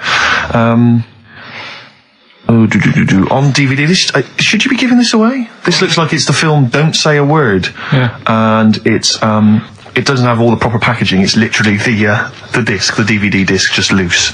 So enjoy that. The current album from Oasis, Heathen Chemistry, DVD, The Life of Mammals, the complete series, the David Attenborough recent DVD, that. Walking with Cavemen, which I think is a DVD, sort of currently on TV, isn't it? And, well, there you go. And also the X-List, which is a good new compilation, double CD compilation from XFM with loads of stuff on there, including Nerd, Snoop Doggy Dogg, Athlete, all sorts. Go on then, Carl. So not bad, actually. Nice one. Well Right, done. so, yeah, it's a phrase that's been said at some point, or said a lot on the show. We've had, like, Hairy Chinese Kid. We went back to my mum had wind for 5 minutes and that. Today we're looking at my neighbour had a horse in a house. Right? Yep. If you remember, we were talking about that probably about a year and a half ago now. Yeah, of course we remember. They've been talking about it ever since, Carl, I imagine. Yeah. Well, it's famous. It's a world famous phrase. My neighbour had a horse in her house. Right, so this is this week's Songs of Phrase, and what I've done is I've got songs with those words in that make up that sentence. Yeah. You get to email in ricky.gervais@xfm.co.uk. There's 6 different songs, right? You email in with what? I don't know, there is 6. Me neighbour had horse in house. Is it really that sentence? My neighbour had a horse in her house. It does work, honestly, it works. Yeah, okay, don't bother explaining it, You just ready? play it. Right, Yeah. so here's the, here it is. We're just going to do head horse in a house. Right? What in God's name was that? Yeah, name the 6 songs. Head horse in a house. Huh? Are we naming the artists or the songs? Either. Artist. Anyone who gets anything can get a prize. What's Jeez. more, Carl? Artist, here we go. Head horse in a house. That's tricky, Carl. That's very hard. Once more. Head horse in a house. email in, ricky.gervais@xfm.co.uk. I'll give it... Another letdown. Another letdown. It's brilliant, this. No. How can you just say that after I've just been stuffing grapes in my face and that? Well, you failed. You didn't get one burger in, right? Even when you tried to chop it up, there's 3, right? So that's it. Well, Steve, out of the goodness of his heart, went to McDonald's. Okay, I got some grapes. At 62. That's got nothing to do with this, though. This is my game show here. Bob Holness didn't say, yeah, Blockbusters is good, but I never see him eating grapes. So this is a different thing. Forget that. Right? Here's the clips again. Here's the clips. Oh, you know I said I was going to turn over a new leaf and not criticise your ideas? I think it's the end of this one, mate. Oh, he's done it again. It's atrocious. Ricky.gervais@xfm.co.uk if you've got any idea. Dandy Warhols. We used to be friends. That is Carl's favourite record of the year. Yeah. New music. He gets one play a year, and he chose that. That's what he chose. It's all right, but I mean, that favourite track, innit? He played that. That was Carl's choice. Just something new on XFM 104.9. Don't worry, we've got some really good stuff coming up later with me and Steve. If you're from the 70s, you might like it. You see that he's getting too cocky, isn't he? It's arrogant. It's sort of like I mean, we've tried giving him something in his life. He's got, you know what I mean? He comes in and tells us this sob story of just like a trail of failures. And we've said, Carl, come under our wing, right? He just started picking up on him. A few other people started, and then he does that. He fails at the burgers, he fails at the grapes. He will not trust us with, you know, what we want to do. I don't know what more we can do. It's like I've saved a mouse from a cat's jaws and it turned around and bit me. Yeah. Yeah, that is a brilliant analogy. It's a bit like we were trying to give you something that you could care about, that you could be passionate about, that would somehow give a meaning to your life. You would be in the Guinness Book of Records alongside, I mean, Bubble. Bubble failed. Do you want to be Bubble? Do you want to be Bubble? Or do you want to be the bloke with the milk bottle on his head? Exactly. Who's in there? The guy who ate the watches. Yes! Now, I've got an idea, Carl, because you're getting all stressed out. I don't know what it is. You're getting funny. I don't know what it is. I don't know what... Because you're annoying me. Wow, you say that. It started midweek. I don't think I annoy anyone else, so it's just you on that. So, I thought maybe we could all 3 of us go away to a little health farm for a weekend, just get like a triple room, right, and that isn't happening. Why? You've just reminded me, because you've been annoying me. Steve started getting on your case, you know, sort of ganging up on me. I'll tell you now, Steve, I just forgot. Remember a couple of weeks ago, you said to me that my pub quiz team is rubbish. Yeah. Right, well, it doesn't matter anymore because you're not part of it this time. That's bad. That's bad, because it's interesting you say that, Carl. Carl, you say that because I tell you this, I found someone, mate, who could be filling that tricky 5th member. I wanted to test him out this week, mate. On your team. Test out on your team. Because I'll tell you what this is like. I don't know if you're familiar with Paul Ince, who used to play with Man United, right? But everyone used to say he's the governor. Right, even the players used to call him the governor, right? And Alex Ferguson at Man United was like, I'm not having this. Yeah. I'm in charge here. And he got rid of him. And that's what's happened. You were moaning the other week, saying your team's rubbish, you don't know what you're doing. Yeah. Well, let's see how you do on your own, right? Ooh, he's turned, isn't he? I'll be honest, Carl, I'd like to be on your team. Well, sorry, Paul Ince. You'll have to go and join Middlesbrough, or wherever it is it's gone to. Carl, what can I do to get back on your team? It's not happening. I've already filled your bids. Don't let him have the upper hand, Steve. No, wait a minute. I'll tell you what always annoys me, though. Ricky spends most of the show slagging you off, right, having a go at you, annoying you in the week, squeezing your head, making you eat burgers, right? But you always take out on me. I'm the one who always gets the insults. I'm the one who's now relegated from your team. You see, this is the thing. You're just as bad as him, really, because you're siding against me because you know that I'm willing to take it. The truth of it is this: you know that Ricky Gervais is keeping you in burgers and grapes, metaphorically speaking. He's the one that's got you in Heat magazine. I just spat all over your new Guinness Book of Records. You see? Get me a tissue. He's just squirted tea, laughing all over your Guinness Book of Records. I'm going to get the flak for that. No, it's because you made me laugh when I was drinking, because you went, and it made me laugh, and I spat. I just think it upsets me that you never pick on Ricky. You never ever go in because you know he's the one who's raised your profile and made you a little bit of a celebrity. We've missed one here. Using his teeth, Raman Andiapan, right? Hustato coconut. He did what? He husked the coconut. He's the fastest coconut husker in the world. What does that mean? I don't know. He pulls husks. What's that? His little face. Look. What's a coconut husking? He pulls the husk off. Look at Carl just with his head down. Carl, come on. What's the matter? Because that cost me 20 quid. I know. Well, I'll see you all right. I've tea all over the world's smallest man. Why have they stood him next to the world's biggest man? Right, I'm in a bad mood now. Oh dear. I'm so happy. you haven't got a team? Steve, I'll sort you out. Come to me. I'll sort you out. Seriously, Don't no, worry. I found someone who would help you win this week, Carl. And No, I was going to Steve. tell you about it, and now... Steve, you can be on my team this week, and I know something about the quiz that Carl doesn't know. So... I'll tell you, I just think that it's so ungrateful. So Whatever. ungrateful. Right, songs of phrase, just give it a couple more plays. Just Yeah. email in, we'll pick a winner soon. Ricky.Gervais@xfm.co.uk. Well, this is rubbish this week. No one knows it because it's rubbish. Steve was right. There's 6 songs there, so if you know what they are, just That's the end of that, I think. That's the end of songs of phrase. email in. I think. We've got none there. No. That's the last week for that. That Okay, is well, rubbish. why don't you give us some monkey news? Is it monkey Yeah. news time? Come on, monkey news. We'll play a song and we'll... No, do let's play monkey a song, news. let's play a song. Oh, it's a great track. Cheer up, Carl. Is it new? Is this Waiting for an Alibi with Thin Lizzy. Oh, what year Doesn't was have to it be new. It's brilliant. What year was it out? Oh, Einstein wasn't new when he came up with the greatest theory ever. Oh, hold on. Hey, hold on. You're not new. You're not new.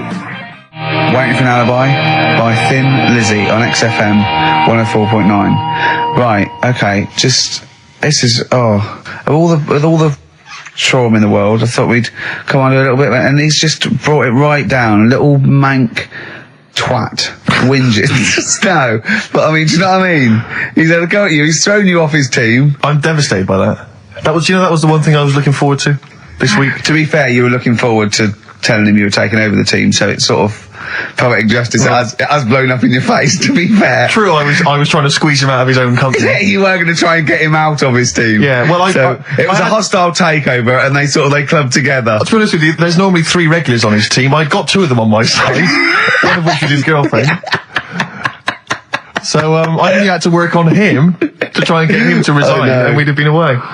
Still, you know, we should give the prizes away. Yeah, well, this has been dreadful. This thing. We started off well with him trying to force burgers in his mouth, and then he come up with this tat. I mean, this is the end of this because it was shoddy to start with. No little duo couple. Well, this is not only. I'm just saying, this is what I was saying in the pub yesterday when you try to be sick on my leg. I was saying, come up with new ideas if you don't like them, but you diss them on air. Well, it's just disappointing, isn't it? And Right. What's that? I was disappointed when I was choking before. We were disappointed as well. Yeah, you didn't try. You didn't try with the grapes. You were just like chewing on that. You meant to just throw them in and swallow them. Songs of phrase, it was 6 songs. It sounded like this. Boring. Right, what are they? Just give you 6 answers. songs there. We had Lionel Richie, My Destiny, for my. Tricky. Neighbour. Oh, that's XFM. My neighbour was Space Neighbourhood. Had Harry Connick Jr. Had to be you. Yeah. Right. Had a neighbour had a horse. From America. America, yeah. We had a horse. In was Lisa Stansfield with Pathetic. In All the Right Places. Oh, pathetic. Did anyone get that? And No a one house got that. Animals. So that was pointless. All right. Well, the most anyone got was 3, Yeah. and we're going to give it to Deborah, and that's possibly Deborah and Kate. They got at least 3 of those. So well done. Okay, well done. Yeah, there's prizes on the way. That's the end of that. So that's the no cheapest chimps, none of that anymore. What have you got left? You got the film to do? Let's see what you've done with the film. Hang on, I'd love to have some monkey news though. Go on then. Got any monkey news? Yeah, got some monkey news. Go on then. No, Rick, come on, cheer up. Well, it's just sort of like he moans that he's got too much time on his hands, and he comes up with that Okay. shite. Monkey news, the jingle, please.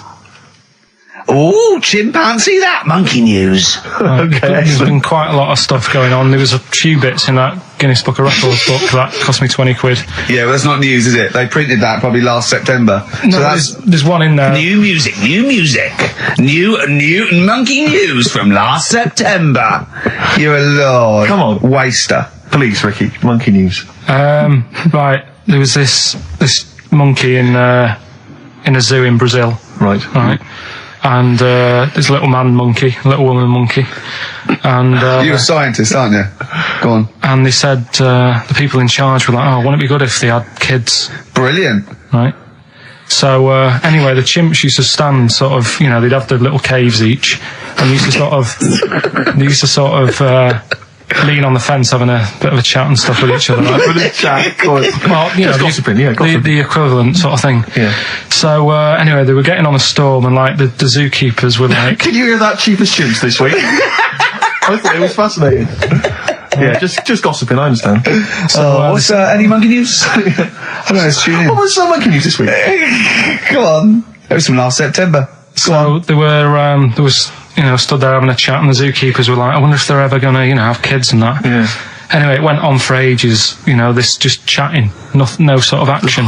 Blimey. So what the zookeepers did was, they said, I know, they'll have kids. Are we letting that go?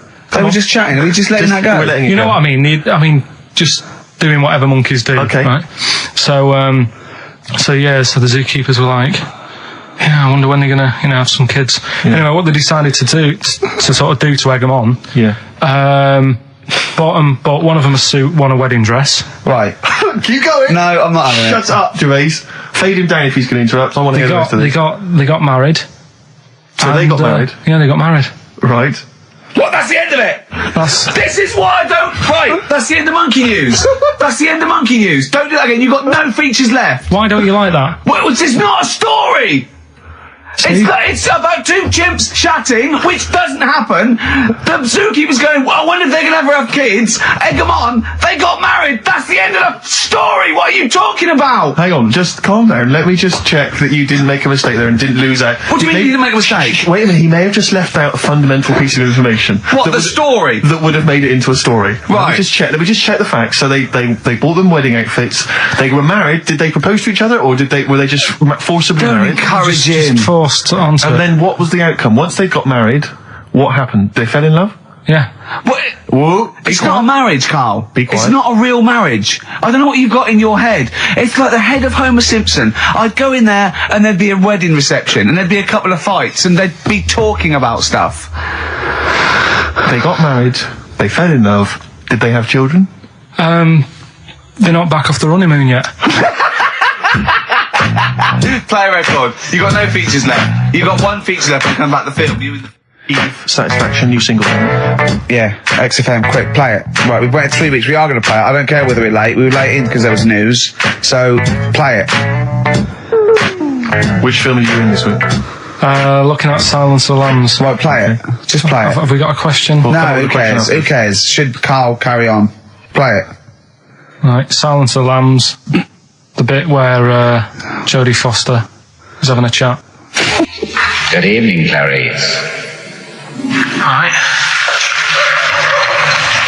Just thought I'd come and see you. How very thoughtful. Don't mind me popping in though, do you? It's just no one else is interested in the sort of things I like talking about. People will say we're in love. Well, say what they want. Did you hear the show last week? We were talking about gay people, if they should have their own toilets or not and stuff. That was good. Yeah, it's alright, alright. Got a good debate going. Enjoy doing the show. It's a favourite part of my week, really, just talking about weird stuff and that. Oh, Clarice, your problem is you need to get more fun out of life. I have a lot of fun in my life.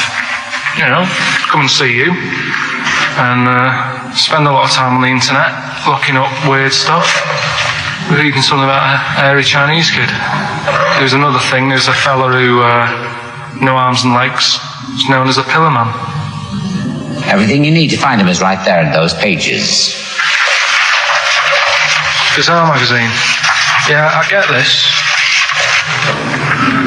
But the hairy Chinese kid, what annoys me is he could sort it out. He could just have a shave, couldn't he? Do you know what I mean? No, he cuts. Does he? Well, he used some like EMAC stuff. Yeah, don't be getting funny with me just because you're in a bit of a mood, right? You know you shouldn't eat people. Your eyes are bigger than your belly. I've always said that. So I'll see you later. Interesting. Atmospheric, moody, and the question is, Okay, here, how about this? How many films have been made featuring the character Hannibal Lecter? How many films They have haven't been got made? time to phone in now, have they? No, they can email in, they'll have time. Do you care? I don't care. No, exactly. Ricky.Gervais, xfm.co.uk, if you can be bothered. If you're interested in you want a $4.99 copy on VHS of Silence of the He's Lambs. dissing that as well, Carl. Look at that. Bit annoying, but that's it for this week. But remember what happened when... No, it's not. It's 9 minutes to 3. How can that... Tell him, Steve. No. How can that be it? It's 9 minutes to 3. What's he doing? Is he playing a record? Carl, what can I do to get back on your quiz team? Well, you're not. Right. Songbird Oasis, right. Send Carl a little present. Send him some essential oils or something, or, a little lavender pillow, or just a little message. Send him a little message. Tell him it's all worth it. He's getting all grumpy, aren't you? I just get sick of it, that's all. It's not worth it going through the stress for 30 quid every Saturday. You lying little... You'd get more than 30 quid. Oh, not much more. Anyway, Steve, who's the winner? The winner is Mike McNulty. He correctly answered the fact that there were 4 films featuring Hannibal Lecter. There's a downer now, isn't there? There's a downer. I think it was you, actually. I mean, I don't know, Carl. It's not like I'm just trying to win myself a place on your team, but I actually felt that Ricky was really I gave him grapes. I thought Ricky was discourteous, if that's a word. I thought he was rude, aggressive, unpleasant. As one person emailed in, a dickhead. So, someone also said you were fat and talentless. I don't like those emailers who do that sort of thing, but one of them said you were really, really annoying. Well, cheers for that, but you're still not on the didn't team. like what you were wearing. So, back next week. What did he say? He went, cheers for that.